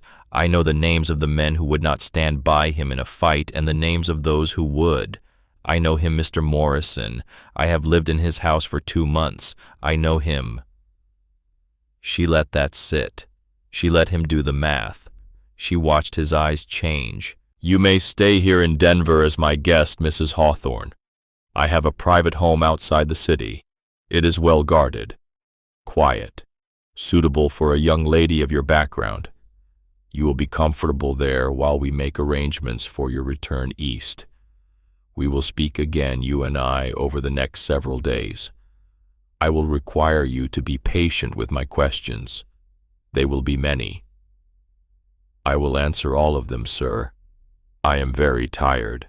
I would be grateful for somewhere quiet." He smiled.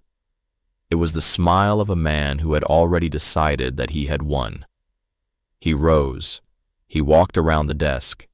He took her gloved hand in his. He bent over it. He did not kiss it. "Welcome to Denver, Mrs. Hawthorne. I assure you, you will not be deceived again." She was driven that evening to the Morrison estate. It stood on a low hill 4 miles outside the city. It was a large stone house with a slate roof and high iron gates and a long curved drive lined with cottonwoods. There were guards at the gate. There were guards at the door. There were guards, Eleanor noted as she was shown to her room at the foot of the main staircase and at the end of every hallway. Her room was on the 2nd floor of the east wing. It was a beautiful room papered in pale green silk with a fire already laid and burning. There was a tray of food waiting.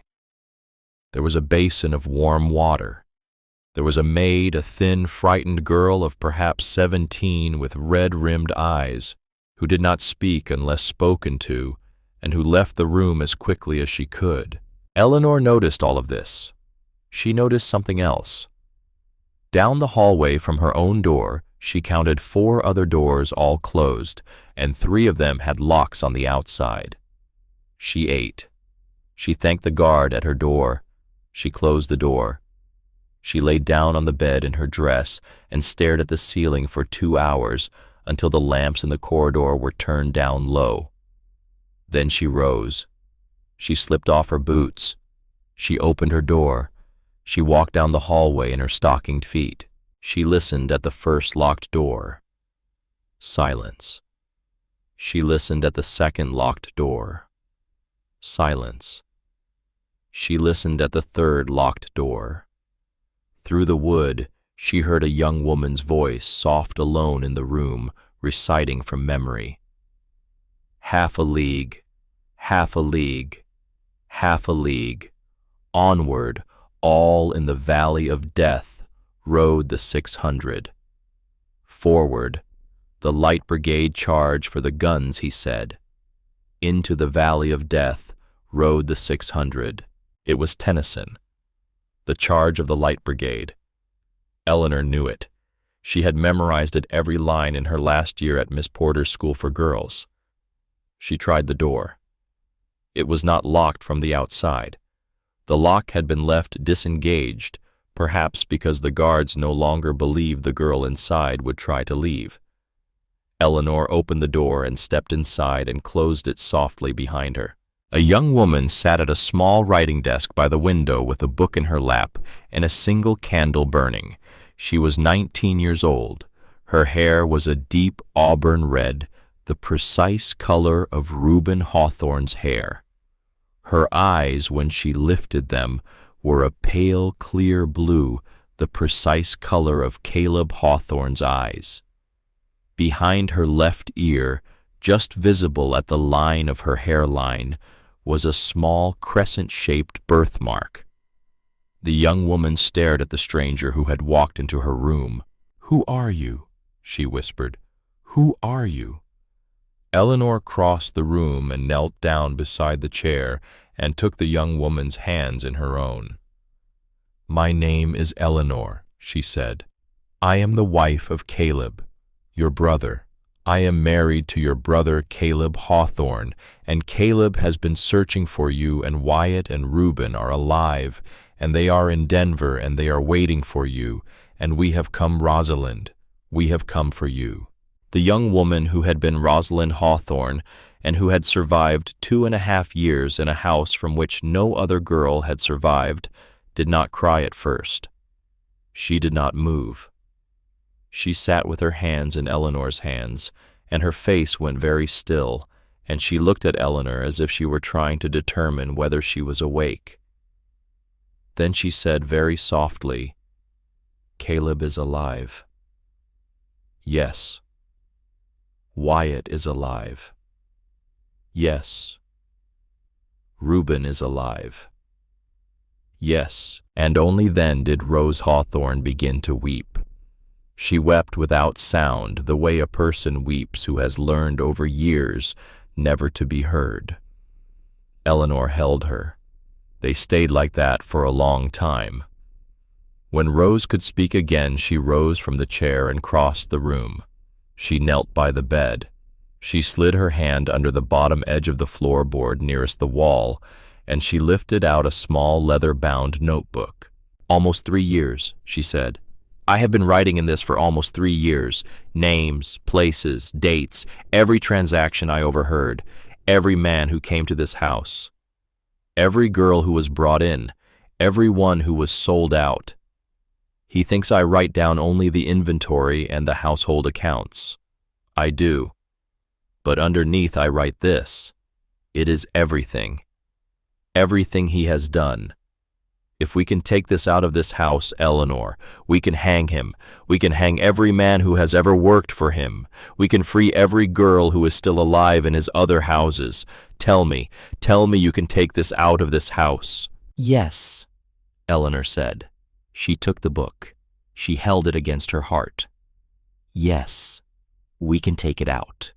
Tomorrow night, I will get you both out, you and the book. I swear it." The next morning, Eleanor asked Morrison's housekeeper for permission to go into the city. She wished, she said, to purchase a few things for her journey east.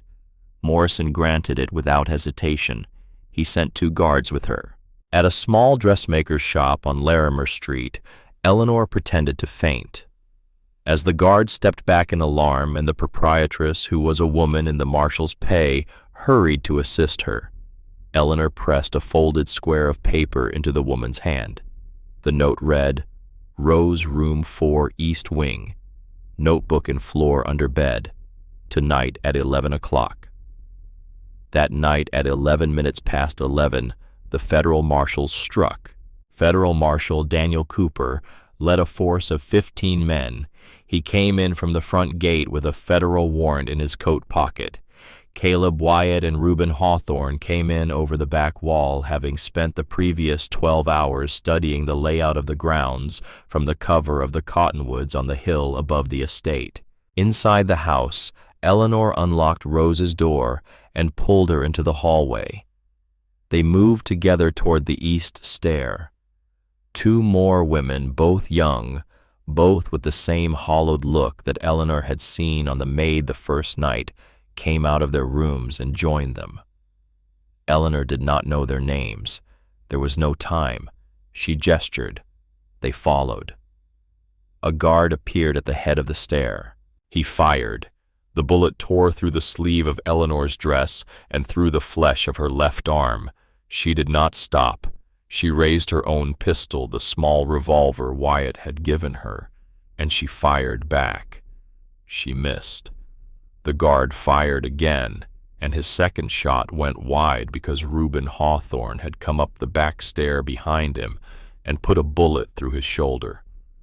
Reuben caught Eleanor as she stumbled. "You are hit," he said. "Get them out, Reuben. Get the girls out. The book.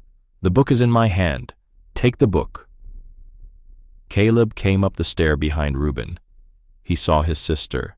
He stopped where he was and his face in that instant was a thing Eleanor would remember the rest of her life. Rose looked at her oldest brother across 10 feet of hallway and the long years of separation, and she said almost too softly to hear Caleb. He went to her. He did not speak. He simply went to her and gathered her against his chest, and his shoulders shook, and Wyatt arrived at the top of the stair a moment later and stopped where he was when he saw them, and Wyatt, who had not wept since the field at Cold Harbor in 1864, wept now where he stood.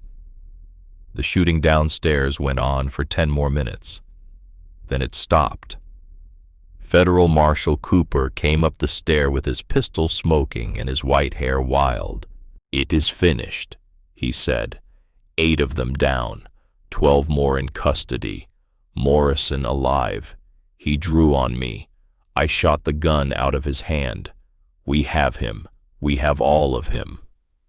He looked at the 3 Hawthorne brothers, and at the sister between them, and at Eleanor leaning against the wall with blood soaking the sleeve of her dress, and at the small leather notebook clutched in her good hand, and the old marshal removed his hat.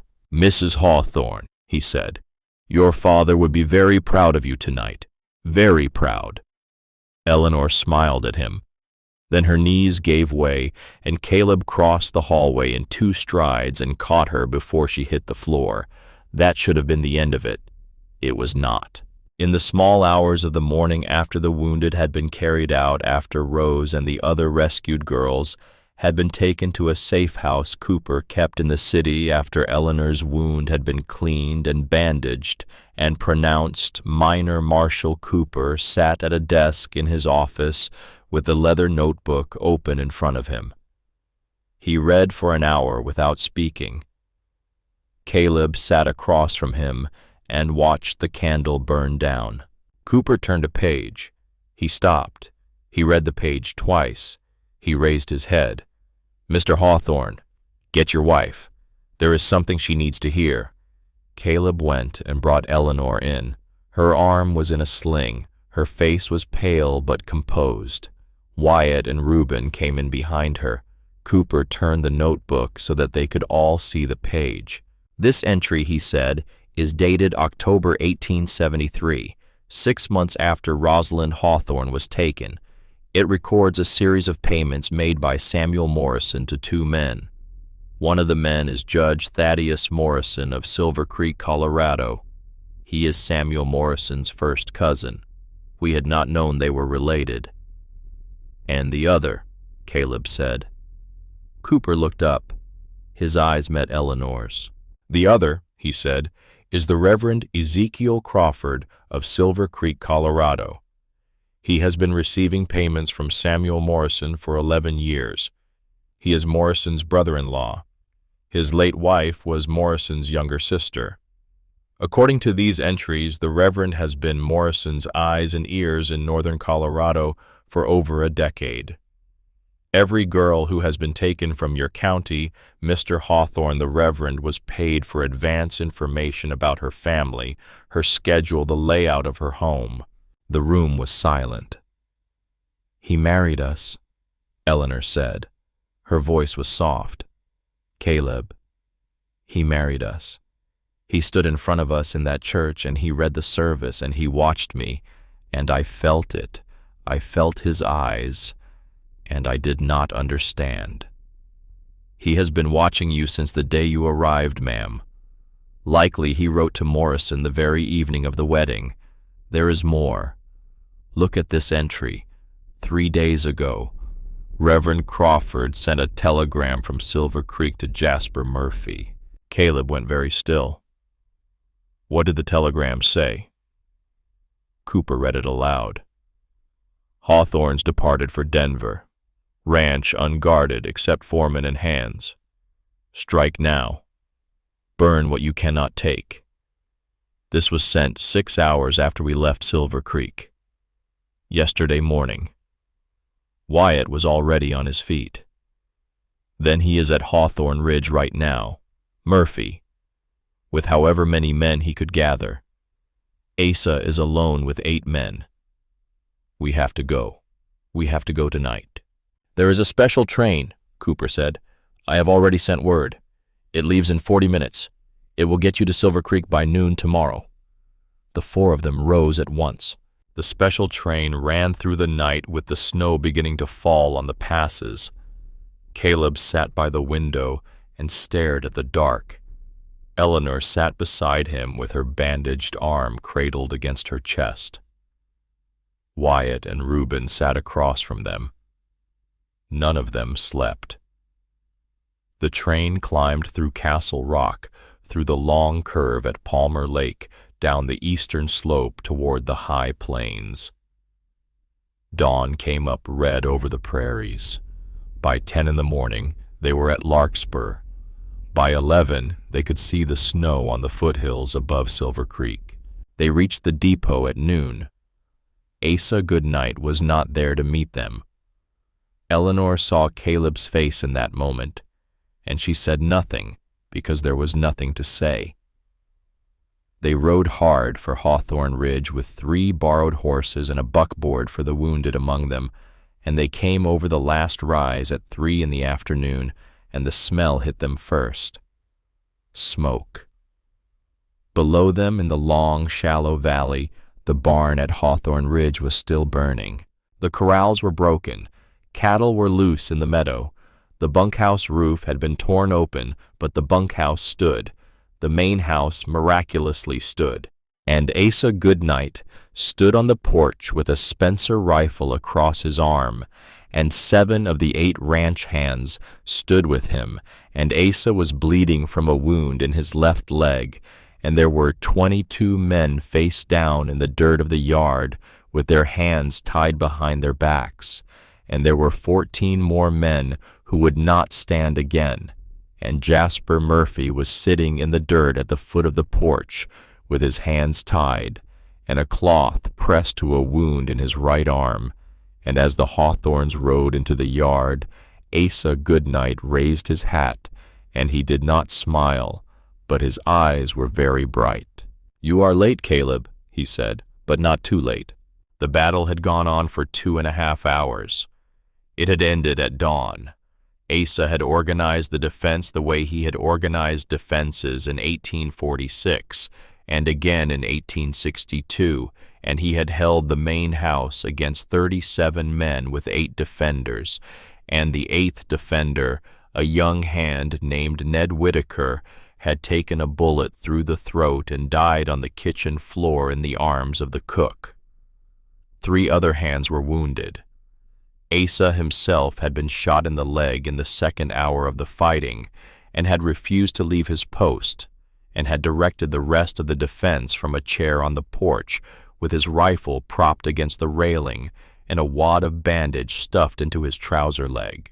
When Murphy's men had started to flag, Asa had ordered the cook to set fire to the hay in the upper loft of the barn. The hay had gone up like a torch.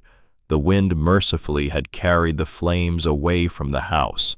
Murphy's men, thinking the defenders had set themselves on fire and would surrender at any moment, had pressed forward, and that was when Asa had brought the last 4 men down from the 2nd story of the house where they had been hidden and had taken the attackers from behind. By the time the sun rose, 14 of Murphy's hired men were dead, and the rest had thrown down their weapons. Eleanor walked through the yard with her bandaged arm cradled against her side. She walked past the bound prisoners. She walked past the bodies under their canvas.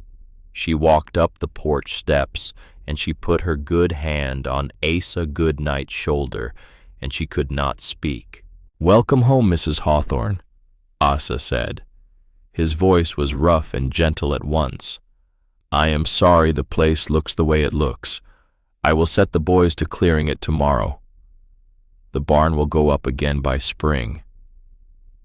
She bent down and kissed him on the forehead.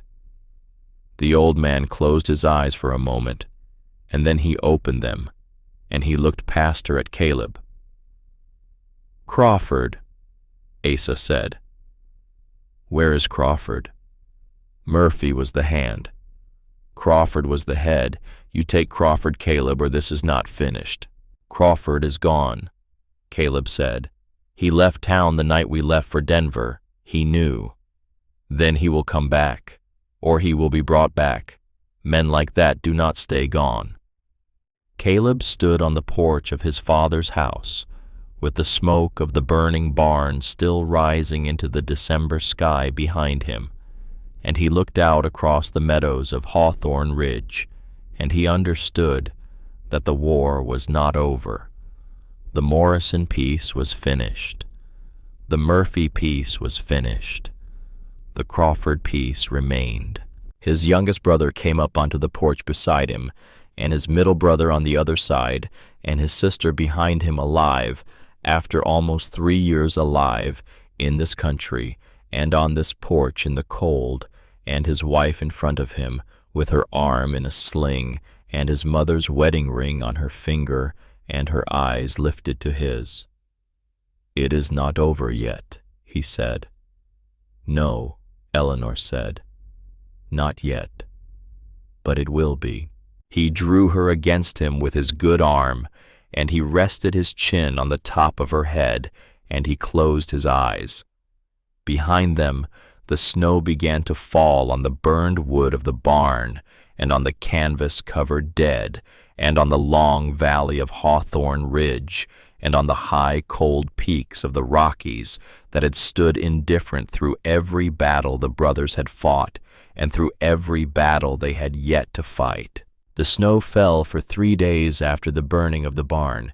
It came down soft and steady out of a low gray sky, and it covered the canvas over the dead, and it covered the broken corral posts, and it covered the black timbers where the barn had stood, and by the 3rd morning the whole valley of Hawthorne Ridge looked as though nothing terrible had happened there at all. The land has its own way of forgiving men.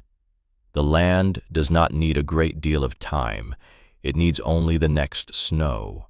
Eleanor stood at the kitchen window on the morning of the 4th day and watched her husband walk out across the white meadow with his sister on his arm.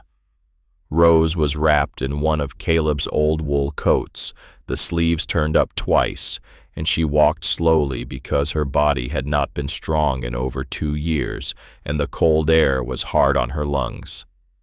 Caleb walked beside her with the patience of a man leading a child to school. He spoke to her quietly. She listened. They went only as far as the cottonwood by the creek, and then they came back.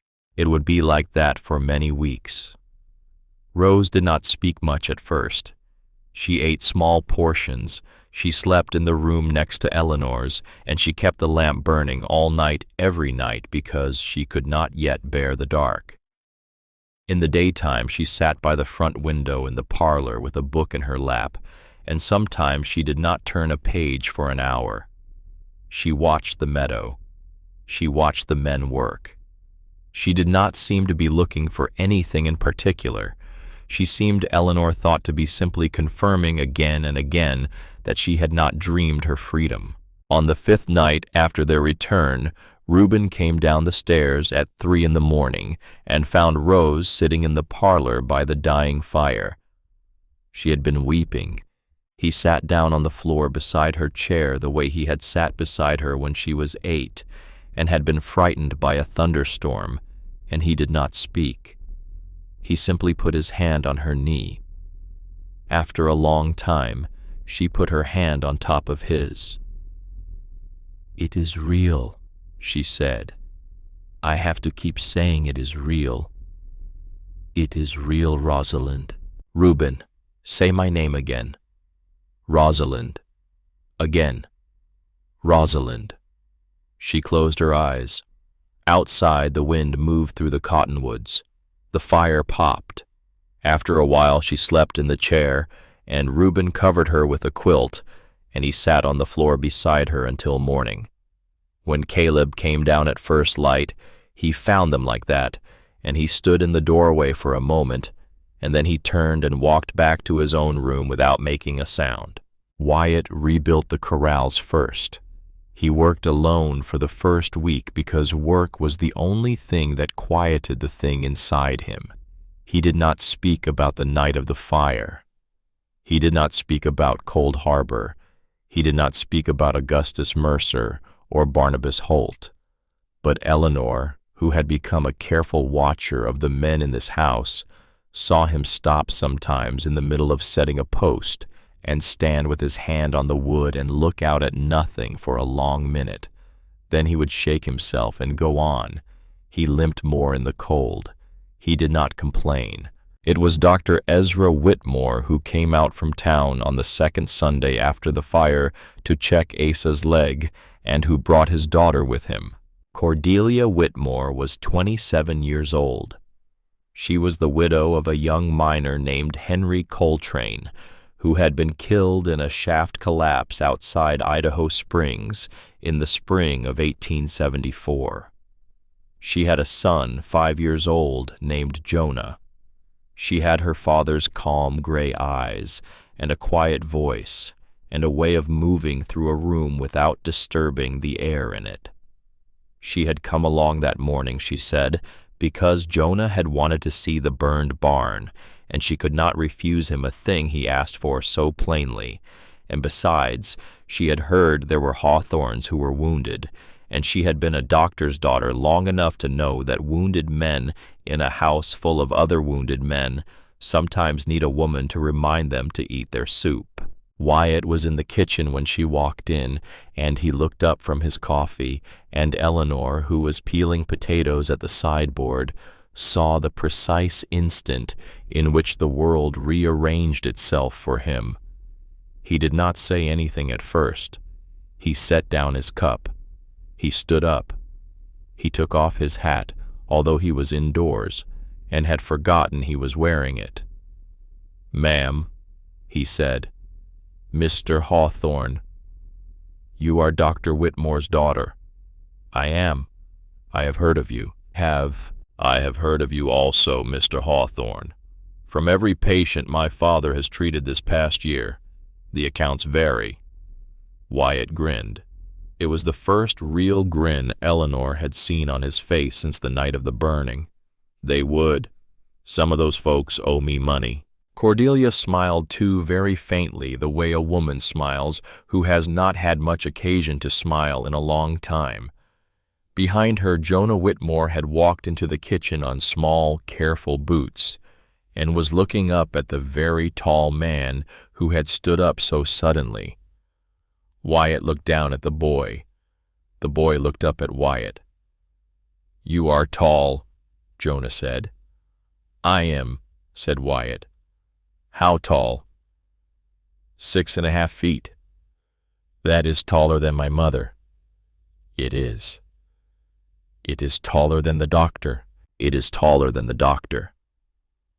Jonah considered this. Then he held up one small hand and said, "I am 5 years old." Wyatt knelt down on one knee in the kitchen, slow because of his leg, and he held out one large hand, and Jonah Whitmore put his small hand into it, and they shook hands gravely. "Wyatt Hawthorne, sir," Wyatt said. "Pleased to know you." "Jonah Whitmore, pleased to know you." Eleanor had to turn back to her potatoes very quickly so that no one would see her smile.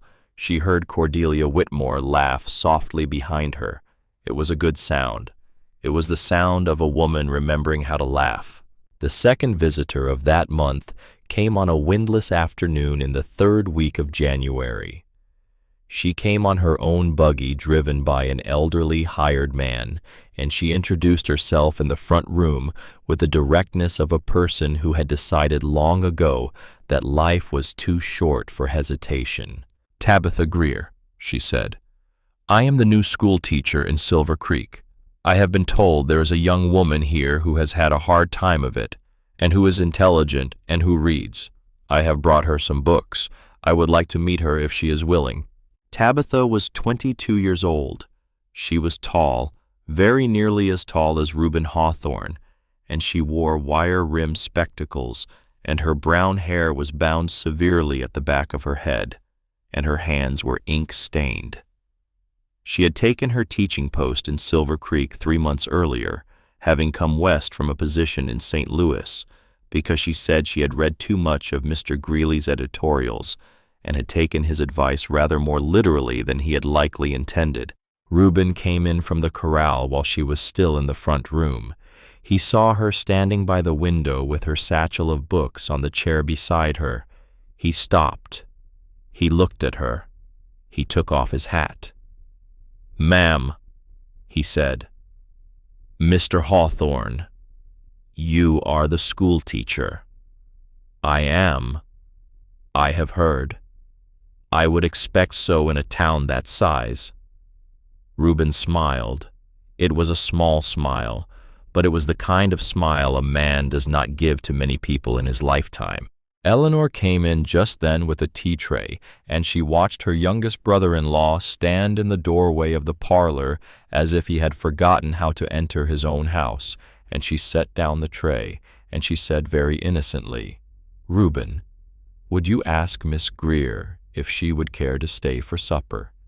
Dr. Whitmore and his daughter are coming again tonight. We will be a full table." "Miss Greer," Reuben said, "would you care to stay for supper?" "I believe I would, Mr. Hawthorne." That was how it began for both of them. Quietly, with books, with supper at the long Hawthorne table, with small things, which is how the durable things always begin. By the end of January, Rose Hawthorne had begun to play the piano. She had not played in a long time.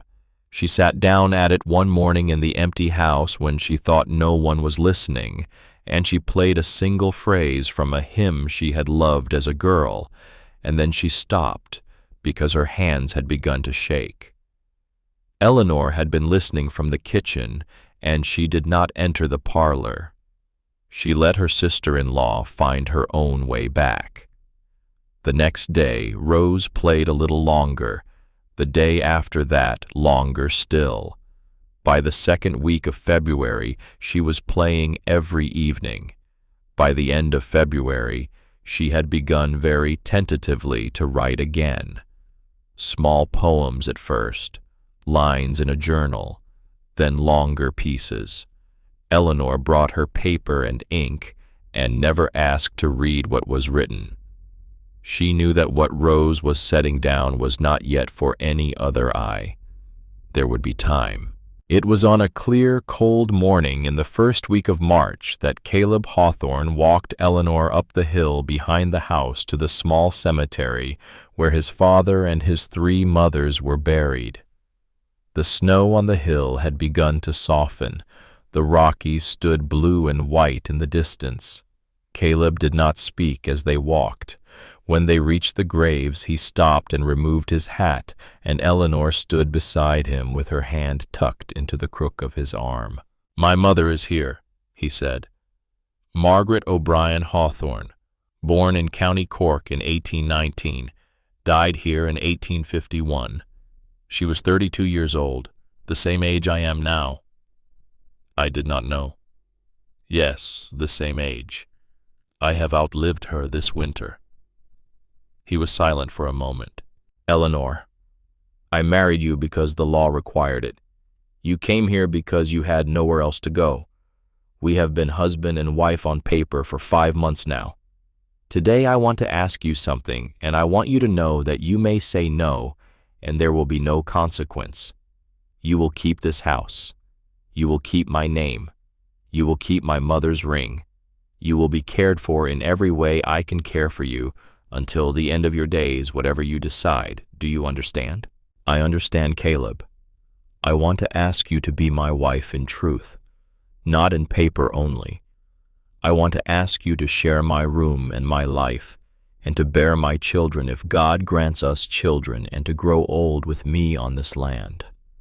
I want to ask you to forgive me for the words I said the night you arrived. I want to ask you to forgive me for the months I made you wait for me to find my way to you. I want to ask you these things, knowing that I do not deserve them and that you are entitled to refuse." He turned to face her. He went down on one knee in the snow at the foot of his mother's grave. "Eleanor Whitfield Hawthorne, will you have me? Truly, by your own free choice. The wind moved through the aspens above the cemetery. A raven called once far off and went silent. Eleanor did not weep. She had not wept since the night of her wedding day, when she had wept alone in her bedroom with Reuben Hawthorne's blood on her hands. She did not weep now. She lifted her chin in the way her mother had taught her to lift her chin. She looked down at the man kneeling in the snow. "Caleb Hawthorne," she said, "I have been your wife in truth since the night of the great storm. I have been your wife in truth since the night I held your brother together with my hands. I have been your wife in truth since I knelt beside your sister in a strange house in Denver and told her that you had not stopped looking for her. The paper has been the only thing slow to catch up to the rest. Yes, I will have you, by my own free choice, today and tomorrow and for whatever days I am given."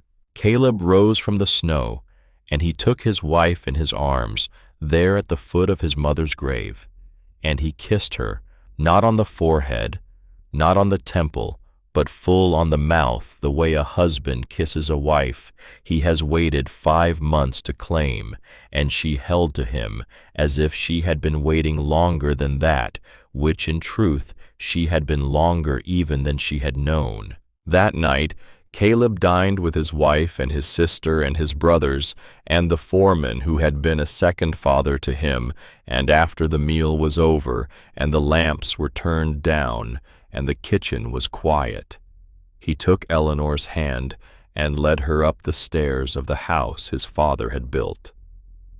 The door of the front upstairs bedroom closed softly behind them. When the morning came, the world between them had changed and would not change back. Some things in the lives of men and women are not for telling. They are for living. The trial of Samuel Morrison began in Denver on the 18th day of April 1876. It had taken Federal Marshal Daniel Cooper 4 months to prepare the case. He had read the leather notebook that Rosalind Hawthorne had kept every page of it 3 times. He had taken depositions from the 4 young women rescued from the estate.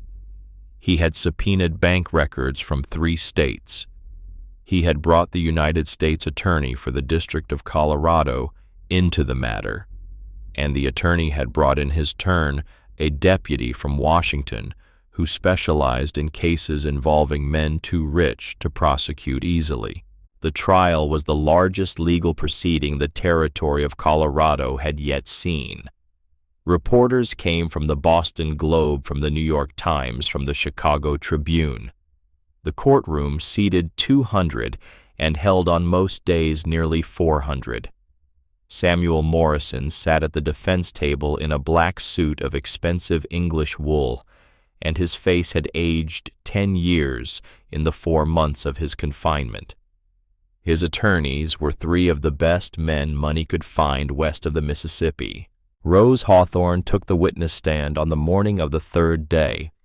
She wore a simple dress of dark blue wool plain at the cuffs and collar that Eleanor had sewn for her in February. Her auburn hair was bound at the back of her head. She was 19 years old, and she walked to the stand with her chin lifted, and she sat in the witness chair as if it had been carved for her, and she swore the oath in a clear voice that did not waver. The United States Attorney rose. "Miss Hawthorne, will you tell this court your full name?" "Rosalind Margaret Hawthorne." "Your age?" "I am 19 years old." "Where were you born?" "At Hawthorne Ridge in the Colorado Territory on the 7th of November 1856.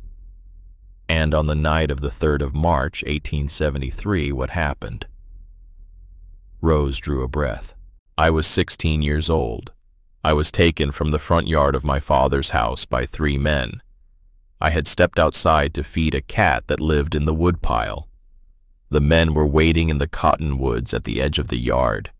They put a hand over my mouth, and they put a hood over my head, and they put me on a horse, and they rode south for 2 days, and they delivered me to a house in Pueblo, where there were 3 other girls, and from that house I was sent 3 weeks later to the home of Samuel Morrison outside Denver. I was a prisoner in Mr. Morrison's houses for 2 years and 9 months until federal marshals freed me on the night of the 16th of December, 1875. What was required of you in those years, Miss Hawthorne?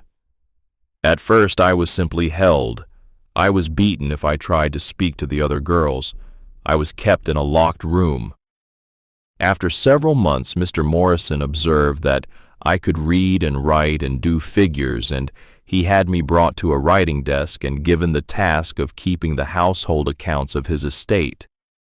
After a year, he had me keep his other accounts as well, the accounts that he did not show to any other person. Other accounts. The accounts of his other businesses, sir, the transport of girls, the sale of girls, the payments to the men who provided him with girls, the payments to the men who covered his activities. The courtroom was so silent that Eleanor, sitting on the second bench behind Caleb, could hear the breath of the man beside her. Miss Hawthorne, the attorney said, you kept these accounts for nearly 2 years. Nearly 2 years. Did Mr. Morrison know that you understood what you were keeping records of? He believed I did not. He believed I was too frightened to understand. He was wrong. Did you keep, Miss Hawthorne, any record of your own? Any private record? I did, sir. I kept a notebook hidden under a floorboard in my room. For nearly 3 years I copied into that notebook every name, every place, every transaction, every payment that passed through the household accounts and the other accounts. The notebook is the one entered into evidence as Exhibit 1. I wrote it. Every word of it is in my hand. Every word of it is true. Miss Hawthorne, can you tell this court why you kept that notebook knowing that if it had been found, you would have been killed? Rose looked at the United States Attorney for a long moment. Then she looked past him at her 3 brothers in the second row and at the woman beside them who had her arm in a sling that day in December. I kept it, sir, she said, because I believed every single day that someone would come for me. I did not know who. I did not know when, but I believed it. And I wanted, when they came, to have something in my hands that would matter. That would mean the other girls had not been forgotten. I kept the book for them. I kept it because no one else could. There was no sound in the courtroom for several seconds. Then somewhere in the back, a woman began to weep softly, and another woman began to weep with her. Rose was on the stand for the rest of that day and most of the next. The defense attorneys cross-examined her for 11 hours over the course of 2 days.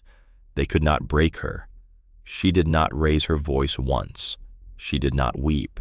She answered every question with the calm precision of a girl who had been raised to read books and tell the truth, and who had spent nearly 3 years in a place where neither was permitted and had decided that she would never again be without them. On the 7th day of the trial, the jury went out. They were back in 2 hours. Samuel Morrison was found guilty on 13 counts of kidnapping, 7 counts of murder, 22 counts of corruption and bribery, and 1 special federal count of conspiracy to murder federal officers.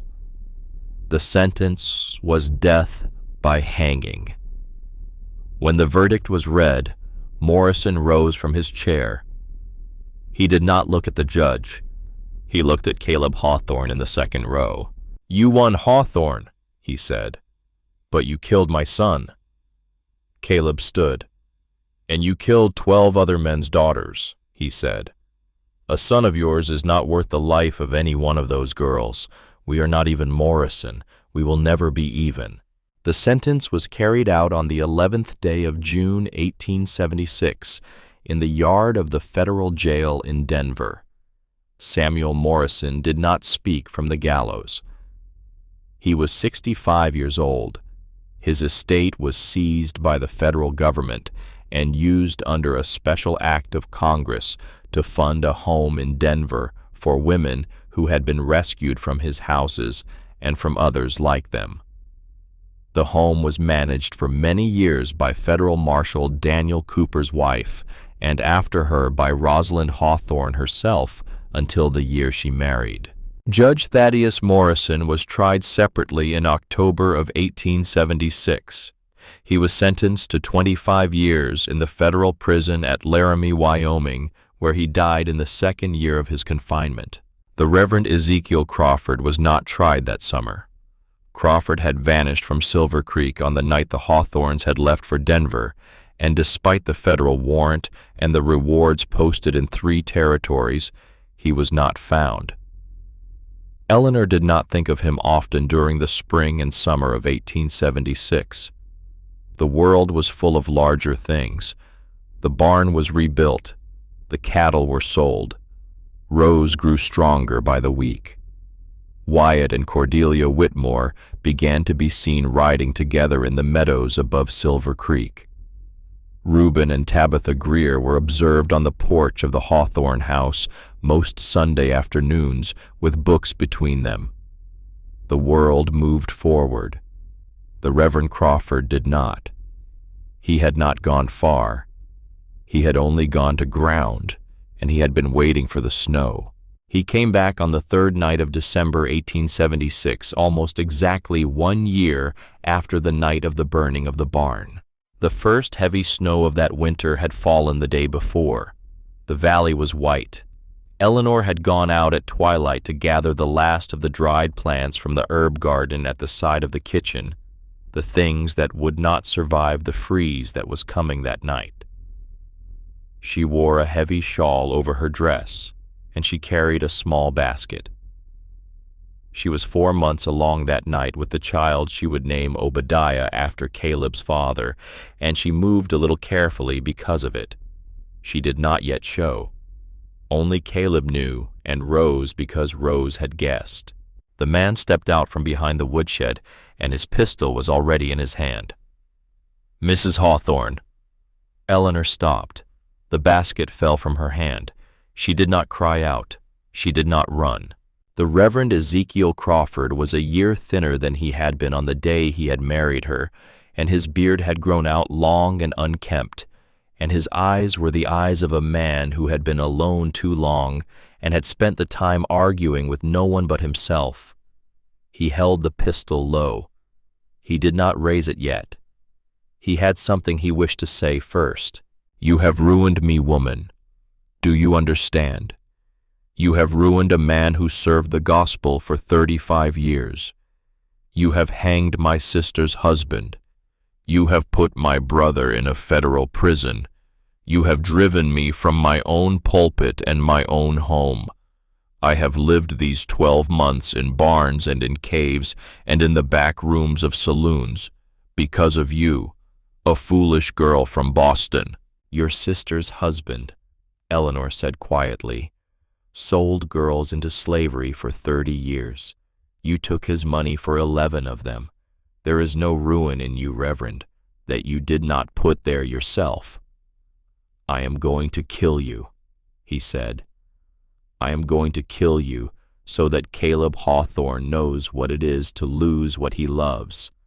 I have come a long way for this." He raised the pistol. The shot, when it came, did not come from his weapon.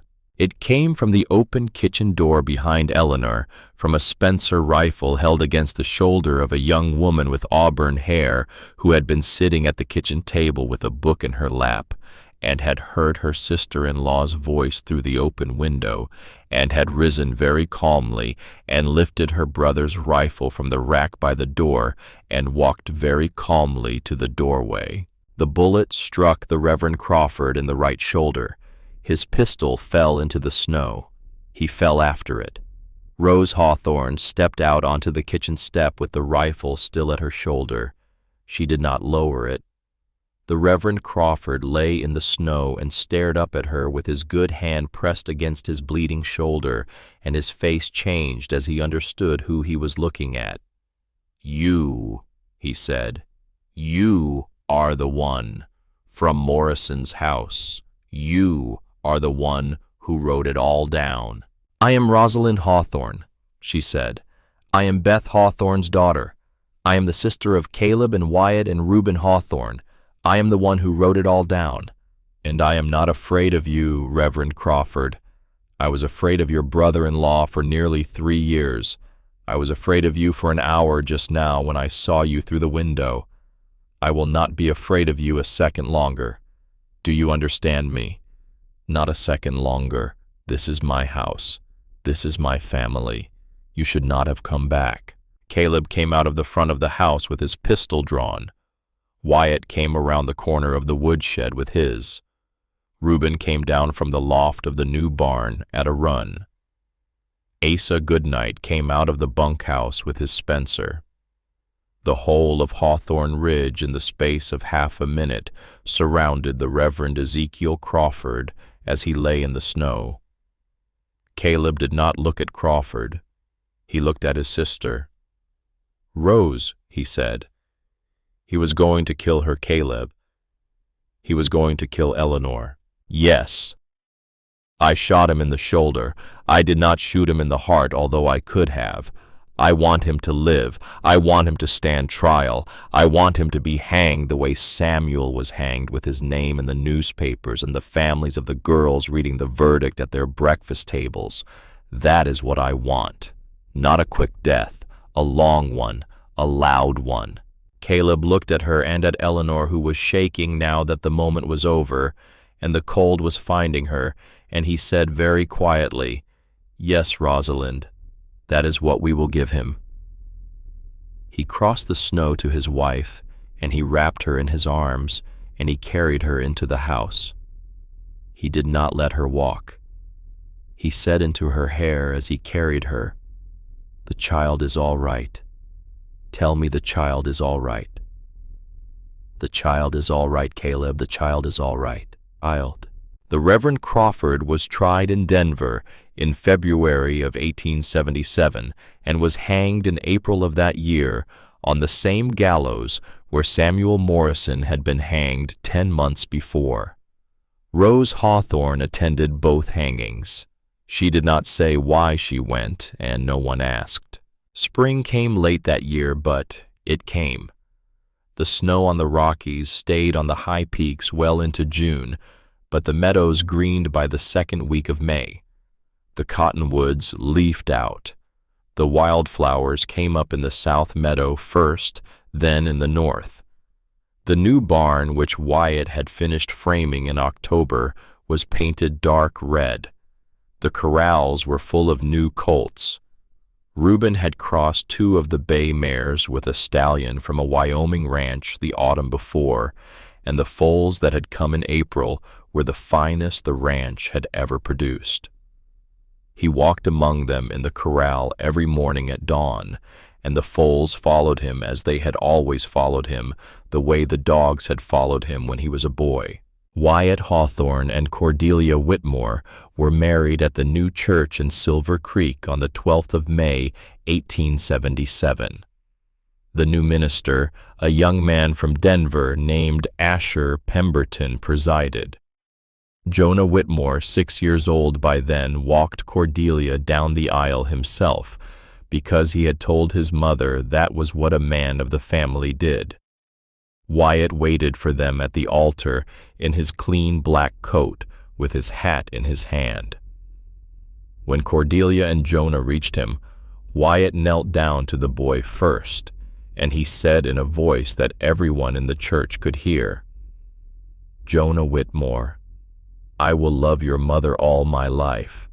I will love you all my life. I will not try to be your father because you have a father. I will try to be the best Wyatt I can be. Will you take me, sir?" Jonah considered this gravely. "I will take you, Mr. Hawthorne." "Then will you give me your mother's hand?"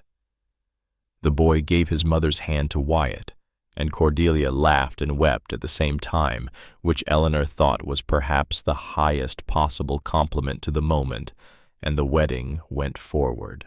Reuben Hawthorne and Tabitha Greer were married 3 weeks later at Hawthorne Ridge itself under the great cottonwood by the creek on the 2nd of June. Tabitha did not wear white. She wore a dress the color of new spring grass because she said white was not her color, and she had not survived a winter teaching the children of Silver Creek in order to dress like a lily on her own wedding day. Reuben had laughed when she said it, and Eleanor had decided in that moment that Tabitha Greer was going to do this family more good than any of them yet understood. Eleanor and Caleb were married for the second time on the 24th of June, 1877.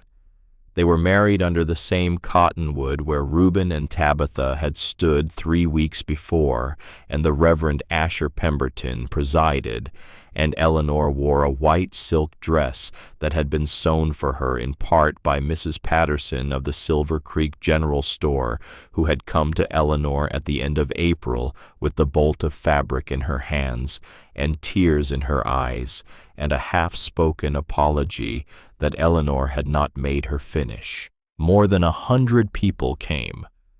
The whole of Silver Creek came. Federal Marshal Daniel Cooper came from Denver with his wife. Dr. Whitmore stood with his daughter Cordelia and his grandson Jonah and his new son-in-law Wyatt. Tabitha stood beside Reuben with her hand in his. Asa Goodnight stood at the foot of the cottonwood with his Spencer rifle laid across his knees because he had refused on principle to attend any outdoor gathering on Hawthorne Ridge without a long gun close to hand, and no one had argued with him because no one had ever won an argument with Asa Goodnight in 50 years. Rose Hawthorne stood at her brother's side as his witness. She wore pale blue. Her hair was bound with a ribbon of the same color. She was 20 years old.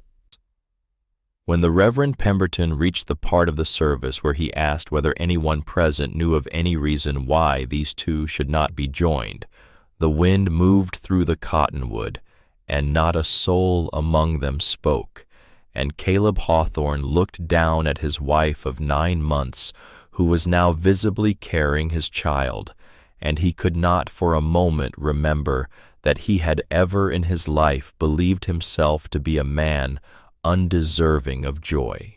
When Pemberton said, "You may kiss the bride," Caleb did not hurry. He looked at her for a long moment. He took her face in his scarred hands. "You saved me, Eleanor." "No," she said. "We saved each other, Caleb." He kissed her. The town clapped.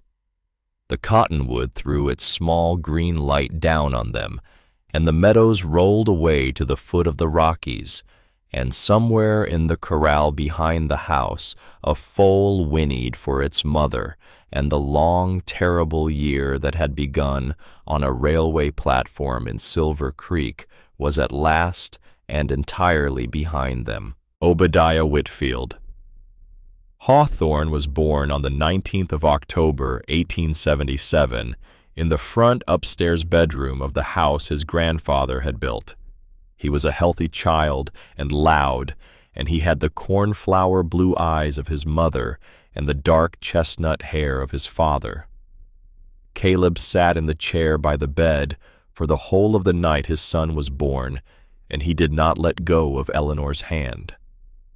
When the boy was finally placed in his arms, Caleb wept, without making any sound the way he had wept the night Eleanor had told him Rose might be alive, and Eleanor reached up with her free hand and laid it against his face, and that was how their son entered the world. There were 3 more children after Obadiah. Margaret, born in 1880, was named for Caleb's mother, and she had her grandmother's red gold hair. Lemuel, born in 1882, was a dark-eyed boy who was Wyatt all over again, and Wyatt teased Eleanor about it without mercy. Verity, born in 1885, was the last and the smallest, and she lived to be 92 years old, and outlived all her brothers and sister, and outlived her father by 50 years, and outlived her mother by 55. It was Margaret's son, Daniel, born in 1903, who fathered the boy of 15, who sat beside Caleb on the porch in the autumn of 1925. The boy's name was Caleb II after his great-grandfather, and he had the dark hair of his great-grandmother and the steady eyes of his great-grandfather, and he was the only one of the great-grandchildren who had ever asked the old man to tell the story. Wyatt and Cordelia had 3 more children of their own after Jonah, 2 girls and a boy. Cordelia died of pneumonia in the winter of 1915 at the age of 65. Wyatt, who had survived Gettysburg and Cold Harbor and the burning of his father's barn and 40 years of marriage to a woman he loved more than his own breath, did not survive her by long. He went in the autumn of 1918, 2 months after the armistice in France. He was 72 years old. The official cause of death was given as a weak heart. The truer cause, his older brother said, was that Wyatt had finished what he had set out to do, and he had not seen any reason to remain. Jonah Whitmore Hawthorne, who had taken his stepfather's name when he came of age, was a doctor by then in Cheyenne, Wyoming, and he had served in France with the American Expeditionary Forces and had saved a great many lives. He came home to bury Wyatt and stayed a month and then went back to his hospital and lived to be 90 years old. Reuben and Tabitha had 5 children. 3 of them lived. The eldest of those was a son named Reuben Jr. Hawthorne, who became a rancher in his father's mold and stayed on at Hawthorne Ridge to work the land alongside the old man. Reuben and Tabitha lived together at Hawthorne Ridge for 47 years. Tabitha taught school in Silver Creek for 41 of those years, and the schoolhouse, when it was rebuilt in 1903, was named the Tabitha Greer Hawthorne School, and stood under that name until it was torn down in 1957. As of the year 1925, in which an old man sat on a porch with a boy, Tabitha was 71 years old and still rode out with her husband to the South Meadow at dawn in good weather. Reuben was 76 years old. He still had his way with the horses, and the horses still followed him. Rosalind Hawthorne did not marry until she was 27 years old. She refused Nathaniel Cooper, the son of Federal Marshal Daniel Cooper, 3 times before she accepted him on the 4th. He was a patient man. They were married in Denver in 1884. Nathaniel Cooper became a lawyer and then a federal judge and helped to prosecute 3 more cases of trafficking in young women in the territories before he was 40. Rose Cooper bore 6 children and raised them in a tall, narrow house on Sherman Street in Denver. She wrote her book in 1898. It was titled A Daughter of the Mountains. It was published by a house in Boston, and it sold 37,000 copies in its first year, and it was read aloud in the Senate chamber of the United States during the debates that produced the Mann Act of 1910. She was not given the credit for the law because she was a woman, but the men who wrote the law knew, and a few of them said so quietly in private letters that survive in archives. Rose Cooper died in 1923 at the age of 67, leaving 14 grandchildren. Asa Goodnight lived to be 83. He died in the spring of 1898 in his own bed in the small cottage that the brothers had built for him behind the main house in 1880, when his joints had begun to refuse the long days in the saddle. He had asked before he died to be buried on the hill beside the 3 Hawthorne wives. The brothers had honored that request without discussion. His stone reads only, "Asa Goodnight, friend." Eleanor Whitfield. Hawthorne died on the morning of the 17th of February, 1922. She was 68 years old. She had been Caleb's wife for 47 years, 4 months, and 22 days. She had borne him 4 children and seen him through 3 more wars in which their sons fought and their daughters waited, and she had played the piano in the front parlor every evening of her life that her health permitted until the last winter, when her hands began to fail her and she would only sit by the instrument and listen as her granddaughters played.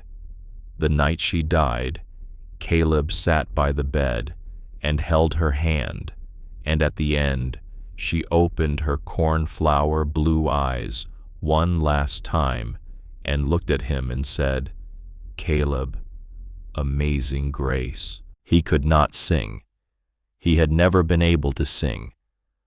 But Rosalind, who had come up from Denver to be with her, was sitting on the other side of the bed, and Rose sang it for her sister-in-law in a clear, soft voice, and Eleanor closed her eyes again before the verse was finished, and she went away to wherever the good and the brave go when they have finished here, and Caleb did not let go of her hand for an hour after she had gone.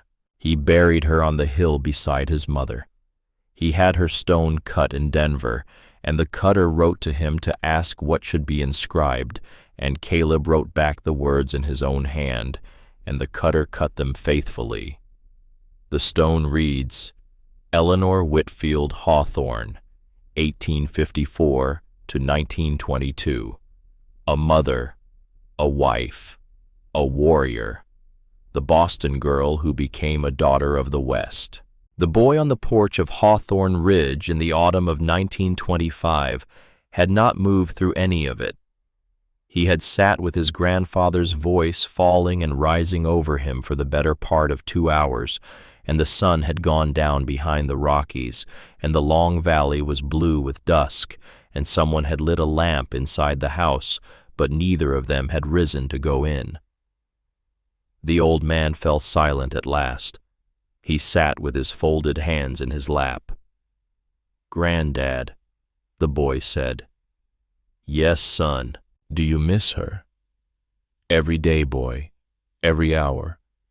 Sometimes I think I hear her at the piano. The piano has been silent since the day she died. I have not let anyone touch it. I will not. When I am gone, you may do with it as you wish. But while I am here, it stays as she left it." The boy was quiet for a moment. "Granddad." "Yes." "What do you want me to remember? Out of all of it?" The old man did not answer at once. He looked at the cemetery on the hill where the white stones were going gray in the failing light. He looked at the new barn which Wyatt had built and which Reuben had repainted only the summer before. He looked at the south meadow and the cottonwood by the creek where his second wedding had taken place. He looked at the corrals where a single foal was standing close against its mother's flank the way foals do at twilight. "Boy," he said, "I want you to remember this. Your great-uncles and I built this place out of blood and out of work and out of belief in honor. But the thing that kept Hawthorne Ridge alive when men with money and men with guns came to take it from us was not our guns and was not our money.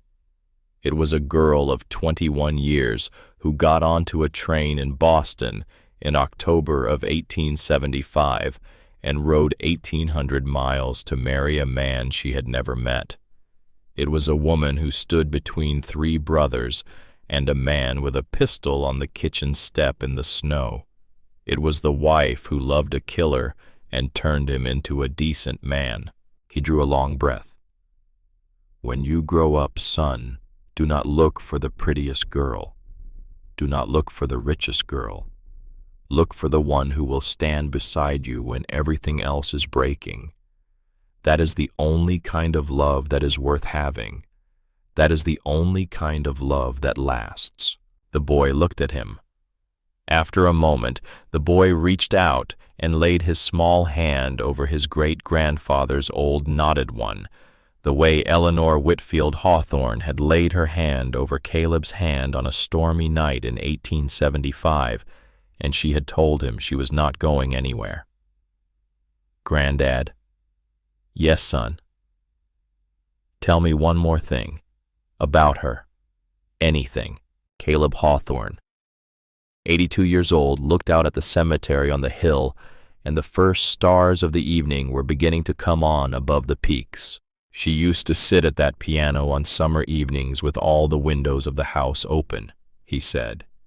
"And the boys would be in the bunkhouse, and the children would be asleep upstairs, and I would be at the kitchen table doing the books, and she would play Amazing Grace very slowly with her eyes closed. Just the chords, not the words, and the wind would come down from the mountains and move through the house and carry the sound out across the meadow, and the cattle in the south pasture would lift their heads. They always lifted their heads when she played. I do not know why. I never asked. Some things in this world, son, you do not have to understand. You only have to be there for them." He was silent. "Good night, Eleanor," he said very softly to the hill. The boy sat beside him and did not let go of his hand. The lamp inside the house glowed warm against the falling dark. The wind moved in the cottonwoods. The Rockies stood indifferent, as they had stood through every battle the brothers had fought, and through every battle their children would yet fight. And Hawthorne Ridge, in the long valley where one autumn an old man had told a boy a true story, settled into the night. Caleb Hawthorne lived another 2 years after that evening on the porch.